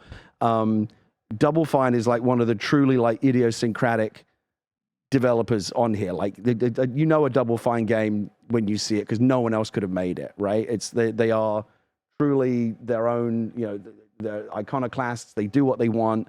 I think every game that they do there is built off of a creative imperative. They're not looking at spreadsheets going, what kind of genre is successful? It's like, I've got an idea. Like, what if a fish had a bicycle or whatever, and they make a game out of it and it's awesome? Because, like, what's the worst Double Fine game you've ever played? Like, they don't have any bad ones. Like, their hit rate is pretty remarkable. And they're always just little things, costume quests, like these cool little things that they do. Like, it's always delightful. Watched, by the way, Gary, did you watch the cartoon with your daughter? Which cartoon? The Costume Quest show? No, I played the game, but I didn't see the show. I mean, I think there were, I want to say 2 seasons of it, and I think it was on Prime Video. Not sure if it's still. Highly recommend it. Okay. It is. My daughter and I watched it, and we both loved it. It is really, really good. But it's a Double Fine, to me, is just one of those developers where, like, if they didn't exist, you'd have to create them, like, because you need those voices. And it's one of the reasons why I love Nintendo, is because Nintendo will just kind of do weird stuff that no one else will do. And I think that's really, really important. Like Infinity Ward. So, like, for example, Infinity Ward, Sledgehammer, Treyarch, all great developers. I couldn't tell you the difference between the 3 of them. Right? They all make the same sort of games. They're all, like, I guess, like, equally talented. But, like, if you show me a game and said this is an Infinity game, if you showed me like a new shooter or whatever it was, and you said to me, is this an Infinity Ward, Sledgehammer, or Treyarch game? I couldn't tell you. How would I know? But I will guarantee you I can pick a Double Fine game out of a lineup, in a blind test easily. Yeah.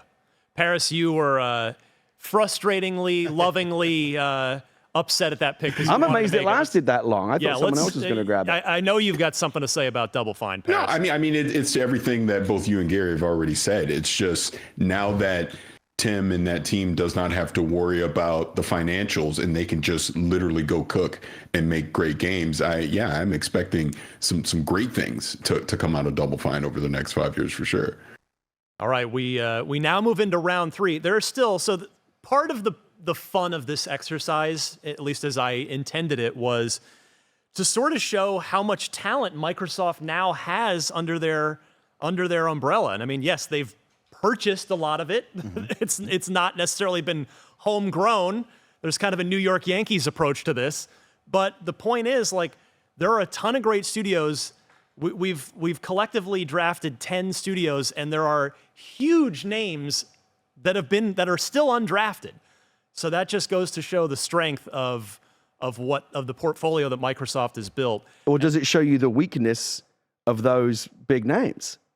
Or a Well, bit of you know, both? that would be the maybe British pessimistic way to look at it as well. I prefer to suppose. call it pragmatism. Well, Gary, you have the first pick of our third and final round here.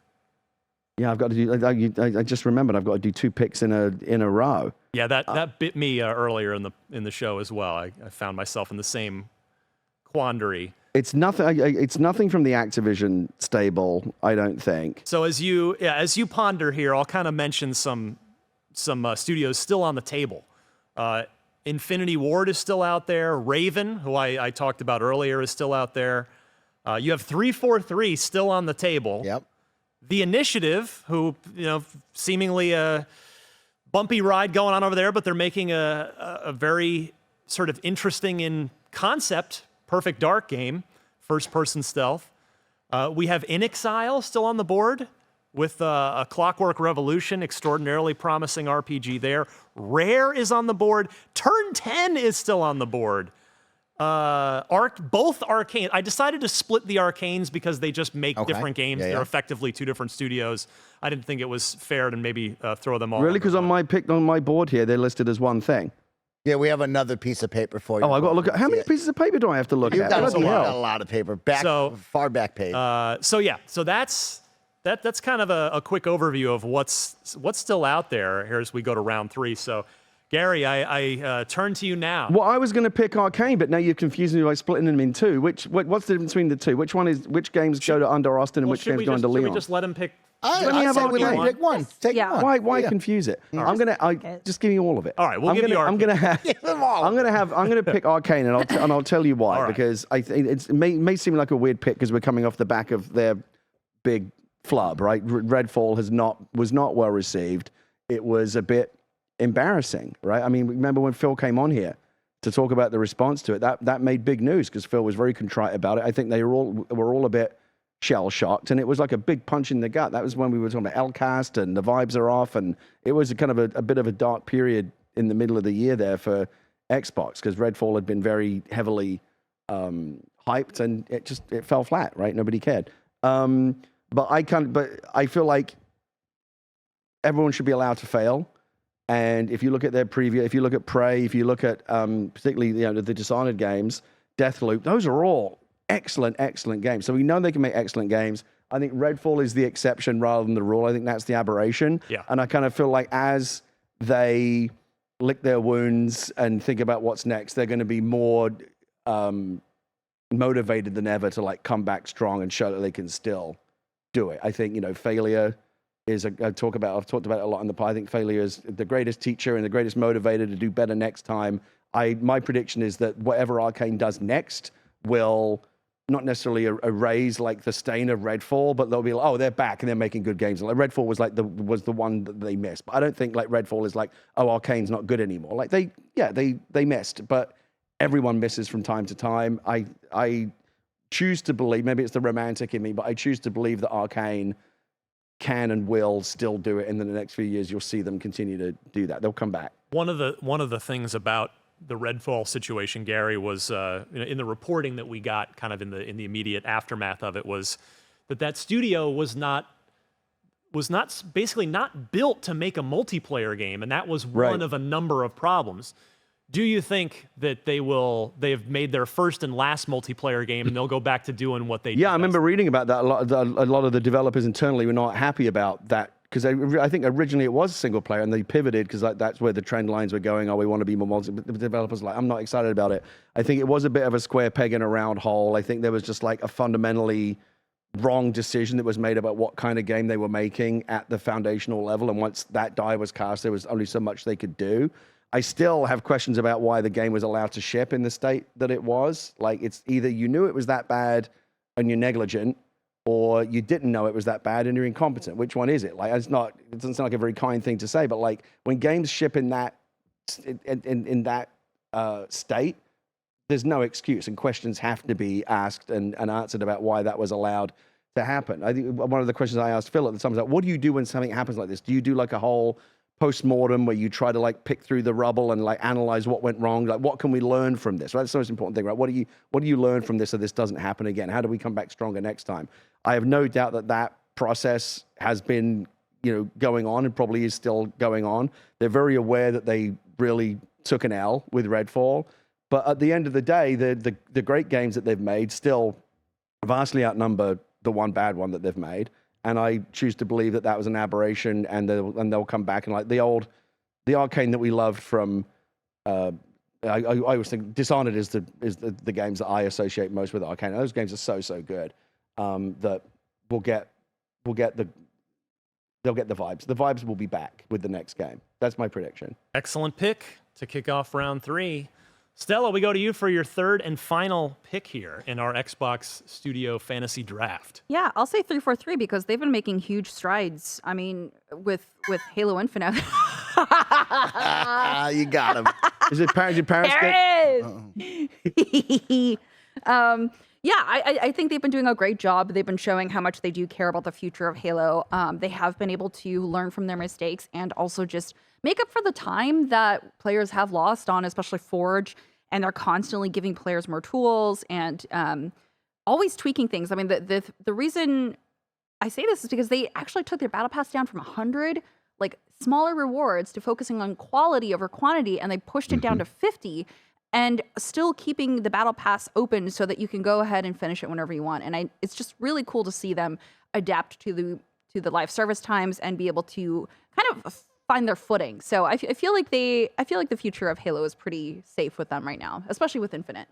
So yeah, if I can just add on to what you're saying, yeah, and they were going to be my pick for a lot of what you're saying right now, for the simple fact that multiplayer's back, man. I have been obsessed with it the past couple of weeks. I've already finished the battle pass as an example. And I've started to dip my toe into some ranked matches. I'm not very good, but I'm having fun. And that's kind of the whole point. Oh, we got to team up for sure. Great. Okay, awesome. You can literally carry me, please. Okay.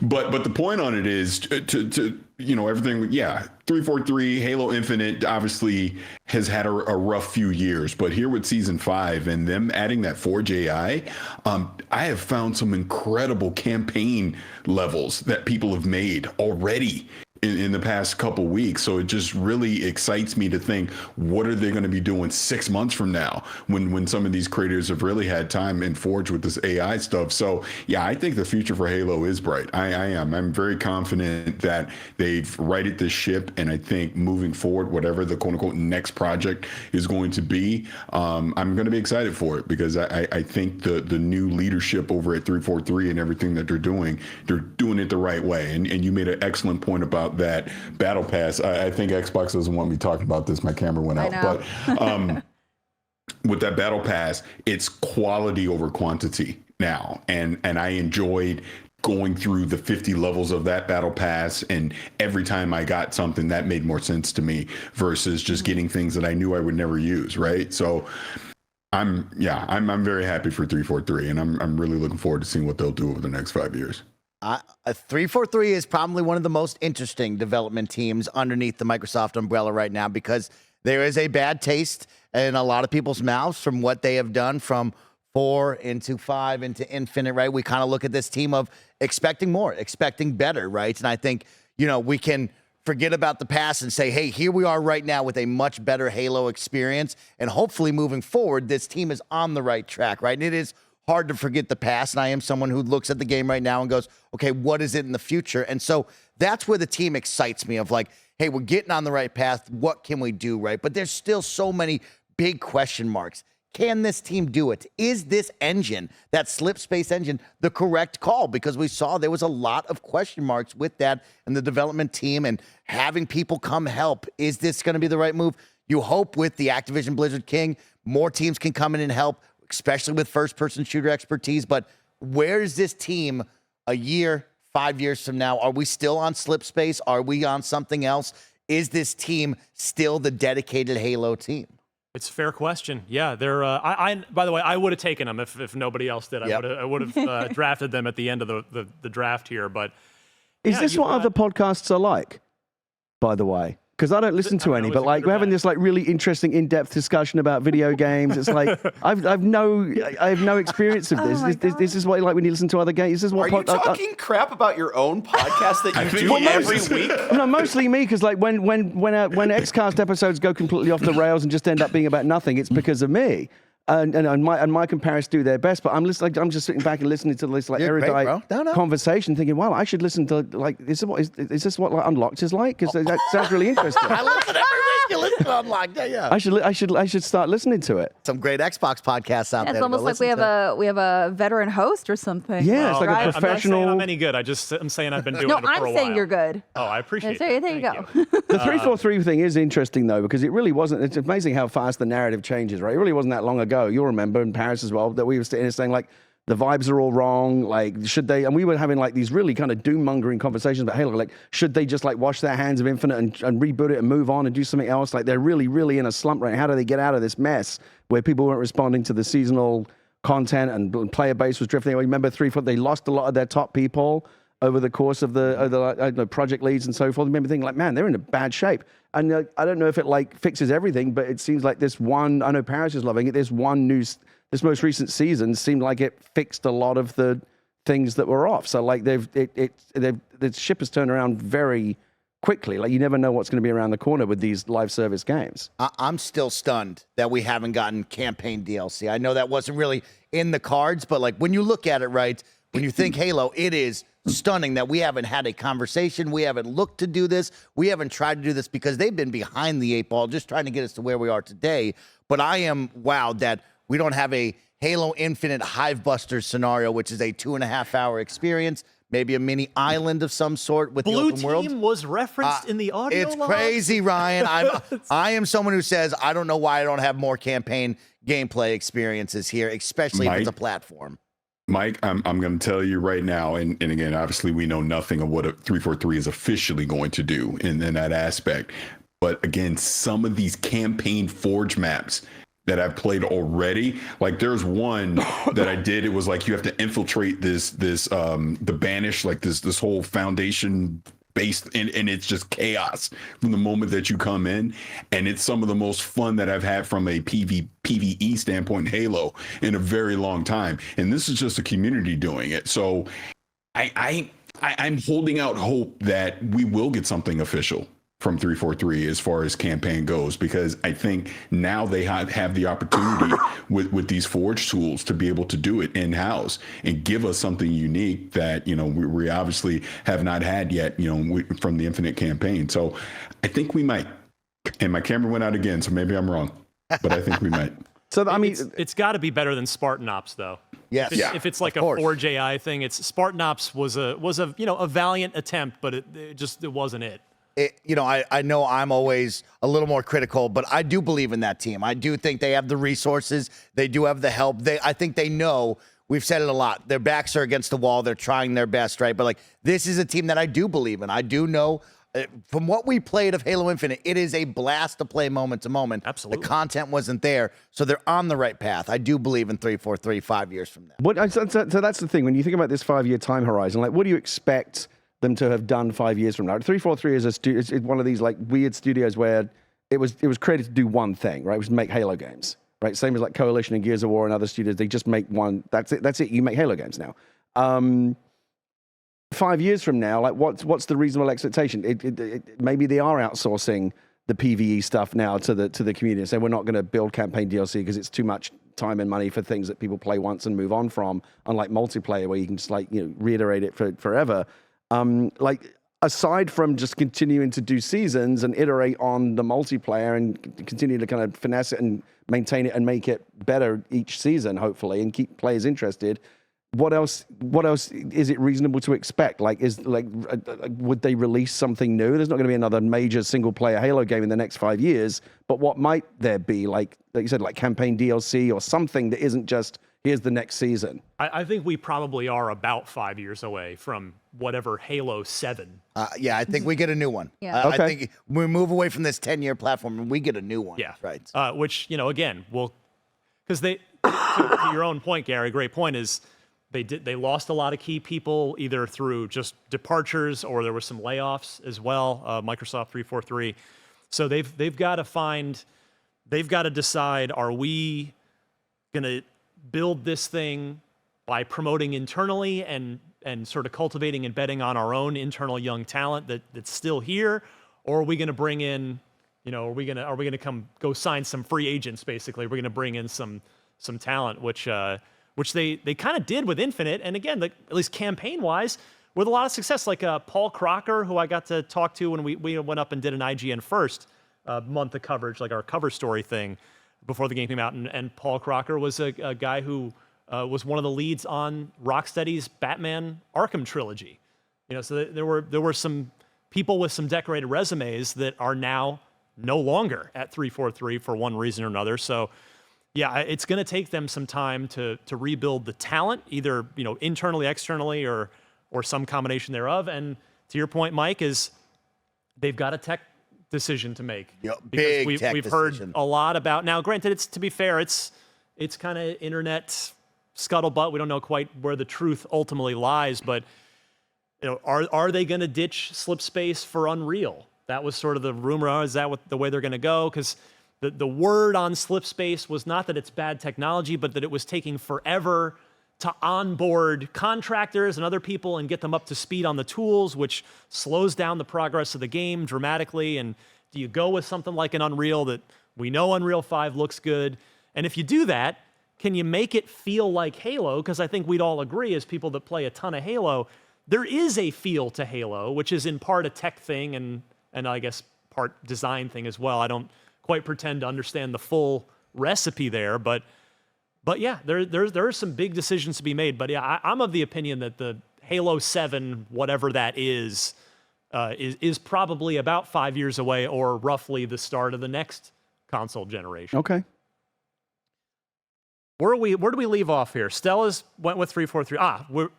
Parris is still here, just not on video. Yeah. So just Parris, not your on camera. third round and final pick here. You've got Obsidian and the Coalition so far. And for my final pick, I'm going to go with In Exile. I think, again, talking here in the next 5 years, we know that they're working on Clockwork Revolution, which I think has a huge opportunity to be a special game. I think just to be funny for a second, I think their social media team is some of the best in the business right now. I love some of the stuff they put out, but that team has always been solid. Obviously, the Wasteland series, things that they've done like that. So to get that reveal for Clockwork Revolution, I think they might be onto something here. It's one of my most anticipated upcoming Xbox games for sure. So looking forward to that. So that'll be my final pick. Parris, big fan of. It's got some West Coast bias with Parris here. Obsidian, Southern California. The Coalition, Vancouver. In Exile, Southern California. Yeah, ironically enough, In Exile and Obsidian are really close to where I live, so maybe that's why. He's he's playing politics, just trying to stay friendly with the local dev teams, and hey, you could do a lot worse than being friendly with Obsidian and In Exile. So Parris has got the AAA Western RPG on lock with his fantasy team here. Which, Mike, we come to you now for your final pick here in the third round. Man, this has been fun, Ryan and the gang, because I think we can give a lot of honorable mentions, a lot of shout outs. I am surprised, but also I'm not going to pick them, King themselves. I think I'm a little nervous because I don't know that much of the mobile market and the games themselves, but I think that would be a solid one. But for me, I'm going to go across the pond to Ninja Theory. I think Xbox fans are in for a big treat now that they're under the umbrella of Microsoft. We're going to get Hellblade 2. We're going to go forward with this team that has a lot of talent, something that is really special when it comes to storytelling, when it comes to mocap, capturing these facial animations and so much more. This is a team that has proven what they can do. And I think, after, of course, the first Hellblade and then coming in late to the Xbox world, I think more Xbox fans are going to be really put on to what this talented group is all about. That's a great pick. That is a really great pick. We know, they are working on what is going to be a very beautiful Unreal Engine 5 game, talking about Unreal as we have throughout this podcast. Hellblade 2, we're expecting it in 2024. It was the first officially announced Xbox Series X game, announced alongside the console back at the Game Awards in 2019 that was, right? So we've been waiting on it a long time. You're right that they seem to have the studio-wide keen curiosity and interest in psychology and how that can affect the game experience and really be a part of the story and a part of the gameplay.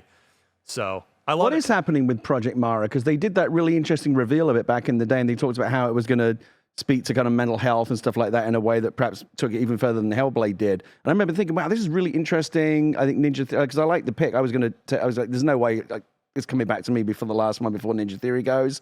And Mike took it right away. So I get it. Like, the Hellblade games are amazing.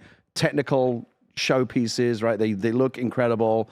I just kind of feel like they just do really interesting. Like, everything they do is interesting. So, that's, again, not many other developers would take that creative risk with what you're doing. But I remember they showed that little behind the scenes of Project Mara and said, oh, we're going to be doing this cool, interest, and then nothing. But presumably it's still in development. My guess, and it is nothing more than a guess, would be that it's all hands on deck trying to get Senua's Saga out the door right now, and then they pivot back to that. But it's a great question. But I'm very interested to see what the next, because I think the Hellblade games are cool, but I really want to see what the next thing that isn't Hellblade from them looks like. Yeah, I'm very interested in what Project Mara is. For me, like you said, we're on the outside just guessing, right? I always wondered, was this just a tech demo of what are we capable of? What is next, right? Like, we've never felt like, oh, this is going to be the next big game or anything from my perspective. I always thought it was Hellblade, and then, hey, are they just showing what they can create? Because, like you said, Gary, when you watch that trailer, it's just like water dripping out of a faucet into a sink, and you're going, man, is this real life? What is going on here? But it didn't have much clues to, oh, this is a game. This is what's going to go down. Can I Parris. pivot this back to Hellblade for just 1 second? Because now that we're doing this crossover, I'm fascinated to get Stella and yourself, Ryan, your opinions on this. Hellblade 2 was the first game that we saw in this generation for Xbox. Obviously the Game Awards 2019. And we're going into 2024 and it's still not out yet. We still know very little about it. We've obviously seen it a couple times since. Does that concern you? Stella? You, Ryan. I'll start. Okay. Stella. No, screw you, Parris. Oh my God, what is that? Oh, I love you, Barrett. Oh my God, is that the Starfield guy? Oh, It's Guy bad. from Hellfield, Starfield. oh my God, that's amazing. No, I'm not super surprised. It's definitely, it's not like one of those games that you feel like is fake and is never going to come out. I could name names, but I'm not going to. I think I would prefer to not hear anything, and instead of being like, oh, we get so many of these things, and now I know what the game is about, and it's almost spoiled. Like those movie trailers that reveal too much. I don't want that. Because we got a lot of that with Starfield too. We got so many sneak peeks. We got so many gameplay clips. And I'm just like, no, give us something when you have a concrete date, when you feel confident about it, let us know. And that'll make us feel good about it. So for me, I'm not concerned. I would rather them wait until they have something more concrete, like a time or, whatever else they want to show us. Parris, I think it's a really fair question. And I would say I'm not bothered by it in this context because, as we all know, in 2019, which continued into 2020, Microsoft was in this position of their own making of having the reputation of they have no games. And they're announcing a new system. Well, what do you have? And they had nothing. And with Hellblade 2 at the time, it's like, well, we know this is going to be interesting. We know it's going to be beautiful. All right, let's show this. And we saw them have to really show a lot of their cards in that 2020 showcase as well. We got, State of Decay 3 and all kinds of games that we haven't heard from since. announce then, because they kind of had to show their hand and say, no, look, we have games. And, the downside of that is they had to do that when those games weren't really ready to be shown. Yeah, they probably had that first look at Hellblade 2 was something they probably had to cobble together, right? Most likely. And I do think also in terms of are you concerned the game's taking so long to make? Certainly from my answer to that question would be no, because I really think that we are now, I think Cyberpunk changed everything. I think that, I talked about it a lot, but the launch of that game was so catastrophic and the fallout from it was so great, and it took CD Projekt Red so long to get it back. I always believed they would get there, but they obviously now Cyberpunk now is in great shape. But that's what it should have been at launch. And I think now it's happened before, but something about Cyberpunk was it was so bad that I think that's now been a big cautionary tale. And the next time a big AAA publisher is looking at a game going, well, we kind of need to ship it, but it's got major problems. Now I feel you're going to go on the side of no, let's wait. Because it's just going to be worse for us if we try to ship it now. Yes, we'll make our fiscal quarter, but it's going to end up hurting us in the long run. I think companies are now a little bit more wise to that. And again, let it take the time it needs to take and get it right. Cyberpunk died for the sins of the industry. Yeah, basically. It's one way to look at it. I don't disagree. Final pick here, because we have been running, we're coming up on 2 hours here, so everybody probably wants to get the heck out of here. I want to go see if my baseball team is going to be eliminated tonight. I hope not. Again, there's some really incredible studios that are not going to be chosen here in this 15-pick draft.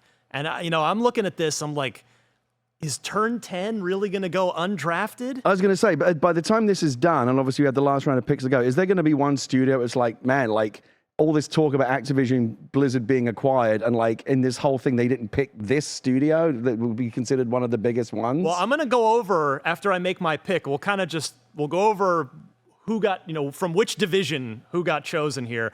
I am going to make a pick from the Activision side of things. Okay. And this one, it's a risky pick because in 5 years, they might not do what I am hoping that they're going to do. They might just keep doing what they've been doing, and that is near and dear to my heart for a long time, Raven Software. I'm going with Raven for my final pick because they have so much talent. Heretic, Hexen 2, Jedi Knight 2, Jedi Outcast. And unless I'm maybe I'm wrong, unless I'm much mistaken, Star Trek Elite Force. Yes, sir. Which was good. Voyager, the Voyager was a good game. Shooter. That was a good game. Singularity, which one of you mentioned? That was the last game that they made before Activision relegated them to Call of Duty support status, which they've been ever since. But I actually looked them up. I think I was trying to come up with some sort of clever tweet, and I was like, are there still a lot of old school devs there? Because they are out in terms of the game development space, they're out in the middle of nowhere. They're in Madison, Wisconsin. They're not in a hot spot where a bunch of their team members might just go take a job at a studio down the street. The only other big studio I know of that's up there is Human Head, or I guess whatever they are now. I think Human Head shut down. Anyway, neither here nor there. But Raven, I've been a huge fan of theirs for a long time, going back to Heretic, which was the sort of fantasy version of Doom that John Romero produced with them, which it was really fun to read about in John Romero's new book.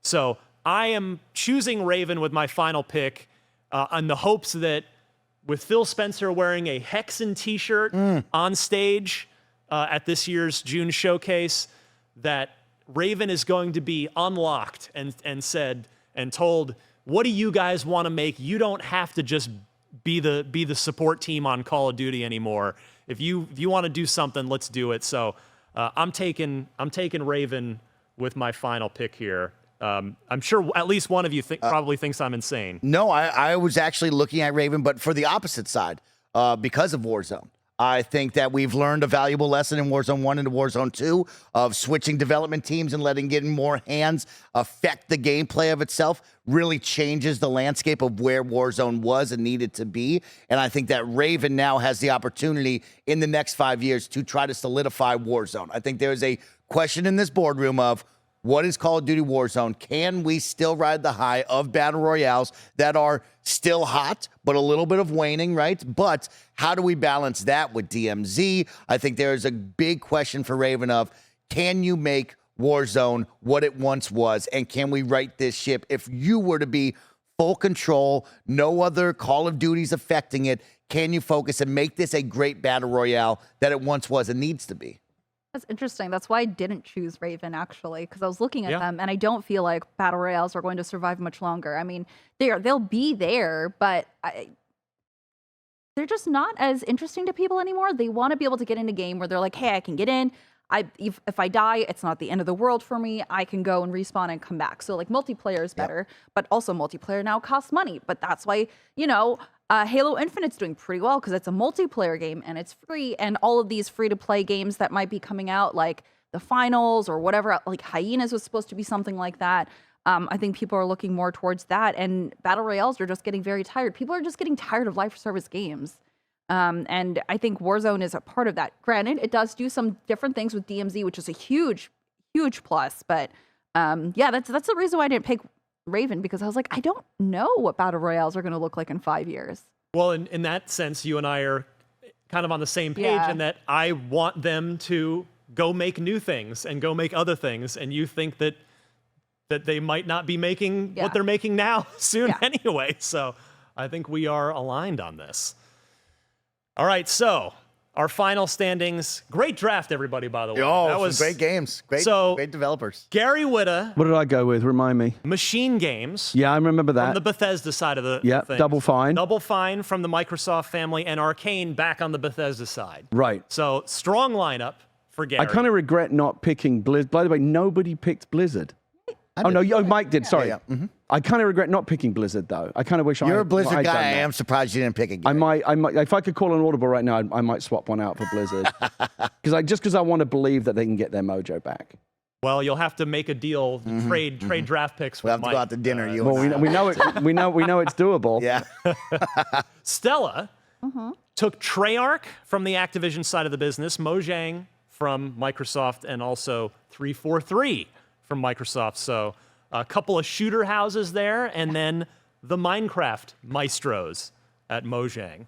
Parris, as we talked about already, has the West Coast on lock, and he's got a soft spot for RPGs with Obsidian, with the Coalition, and with In Exile. Obviously, he's got his third-person shooter mixed in there as well. Mike, you chose 2 Microsoft games and 1 Activision Blizzard, or Studios, pardon me. You went with Playground first, then Blizzard, then Ninja Theory, which I would say you have a very eclectic collection of games represented by those studios there. Me, not so much. Basically, all 3 of my studios make first-person things, because I do really love first-person games. Whether it's an RPG, whether it's a shooter, I love first-person stuff. It's just it's an immersion thing for me. I love it. I took id Software with my first pick on the Bethesda side of things. I stayed with Bethesda and went with Todd Howard and the Bethesda Game Studios team. That's right, Todd. I own you now. Todd Father, you're mine. And then turns out I didn't pick any Microsoft Game Studios and I went over to the Activision Blizzard side and chose Raven with my third pick. So. Good stuff, friends. Really fun. Great time to be. Is there anyone that should feel bad about being left on the shelf? Definitely. I think Turn 10 is the real. They have reason to be upset at all of us at this point. If Dan Greenewalt or any of the Alan Hartman and any of those crew are watching, they'll be like, what? We make nothing but 9 out of 10. Yes, but the thing is, if you just think about the time period, are they going to make another one of those in the next 5 years? Motorsport just came out. And Horizon came out last year. What are they going to do in the next 5 years except maintain those 2 games? Right. They've already said that the just released Forza Motorsport is now a platform that they intend to build on. That there will be just various types of content, but there's not going to be a Forza Motorsport 2 in the next 5 years. Right. To your exact point. Yeah. Do you hear that? Do you hear that, Ron? I don't. Tell me what. I hear Tango Gameworks calling. They are going to have something to talk to us about, especially after this year with Hi-Fi Rush. I think they would be on the phone with us saying, hey, you might overlook something. In fairness, their studio founder and mastermind, Shinji Mikami, left. So I think no disrespect by leaving them off. Not that they're not capable of great things, but there's some question mark there with him departing. Not a lot of optimism, presumably, for the future of Crash Bandicoot, Skylanders, Tony Hawk. Is it Spyro or Spyro? I never had Spyro. Like, those are all big Activision things that have been bought in, but we're not expecting too much from those, I guess. I can't believe Parris speaking of platformers, just didn't take Rare for just for Crash Bandicoot, just for Banjo-Kazooie. Bird and Bear, yes. Yeah. I was gonna take Rare. Nobody for took Sea Rare. of Thieves. Well, here's the thing with Everwild? Rare. Here's the thing with Rare. I mean, just being honest for a second, what the hell is Everwild? We have no idea. I mean, yes, Sea of Thieves is been very consistent for them, but when I think about the next 5 years for Rare, sadly I do not think we're going to get a Banjo-Kazooie from them. And what is Everwild? Is that something I should even be excited about? Is it even going to come out at this point? So to me, they're a question mark more than anything beyond Sea of Thieves.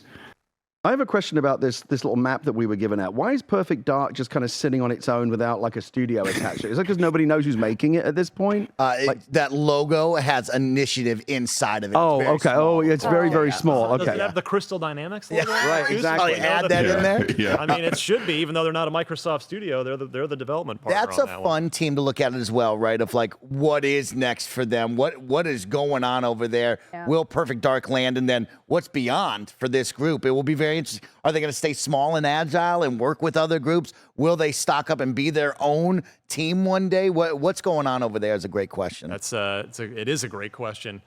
But And I have one more. Yes, please, I do Parris. have one more that they should be upset because I think they don't get the adulation that they deserved. World's Edge, Age of Empires. Yeah. I mean, that is a franchise that has had long legs and has done very well for Xbox over the years. And obviously now they have 2 on console, 4's on console. I mean, in the next 5 years, you got to imagine they're probably going to have an Age of Empires 5. Gary's got a sideways grin on his face. It's just here. not sexy, is it? No, it's not. And Trebuchets that's the are thing. not sexy and never will be. I don't care learned a how valuable lesson many that summer. 15-minute segments you devote to them in your showcase.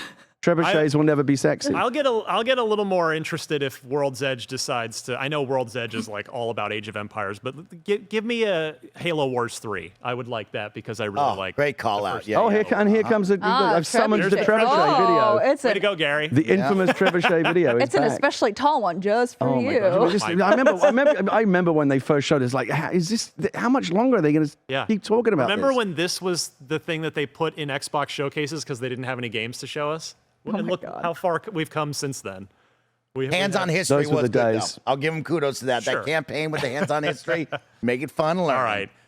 We have got to get out of here because we've gone for 2 hours. Seriously, my wife's texting me. She's not happy. Yeah, I'm usually back by now. Yeah. Can we get one last plug for the charitable reason that we are all here? Of course, Ryan. Of course, throughout the whole entire week, you're going to see the big Kinda Funny crossover with IGN. All of your favorite personalities will come together as friends and maybe leave as foes on Friday. Of course, we have a big stream planned, twitch.tv/KindaFunnyGames, and of course, over on YouTube as well. You will see all of us here raising money and doing great for those big, beautiful kids out there for our Extra Life campaign for 2023. Of course, IGN as well is selling you a sweet bundle of games. HumbleBundle.com. Go get the IGN Editor's Choice Bundle. Ton of great games, and you will get. It's a great value, and that is going to a great cause. It's charity season, isn't it? All the streamers do their charity drives around this time of year. Yeah.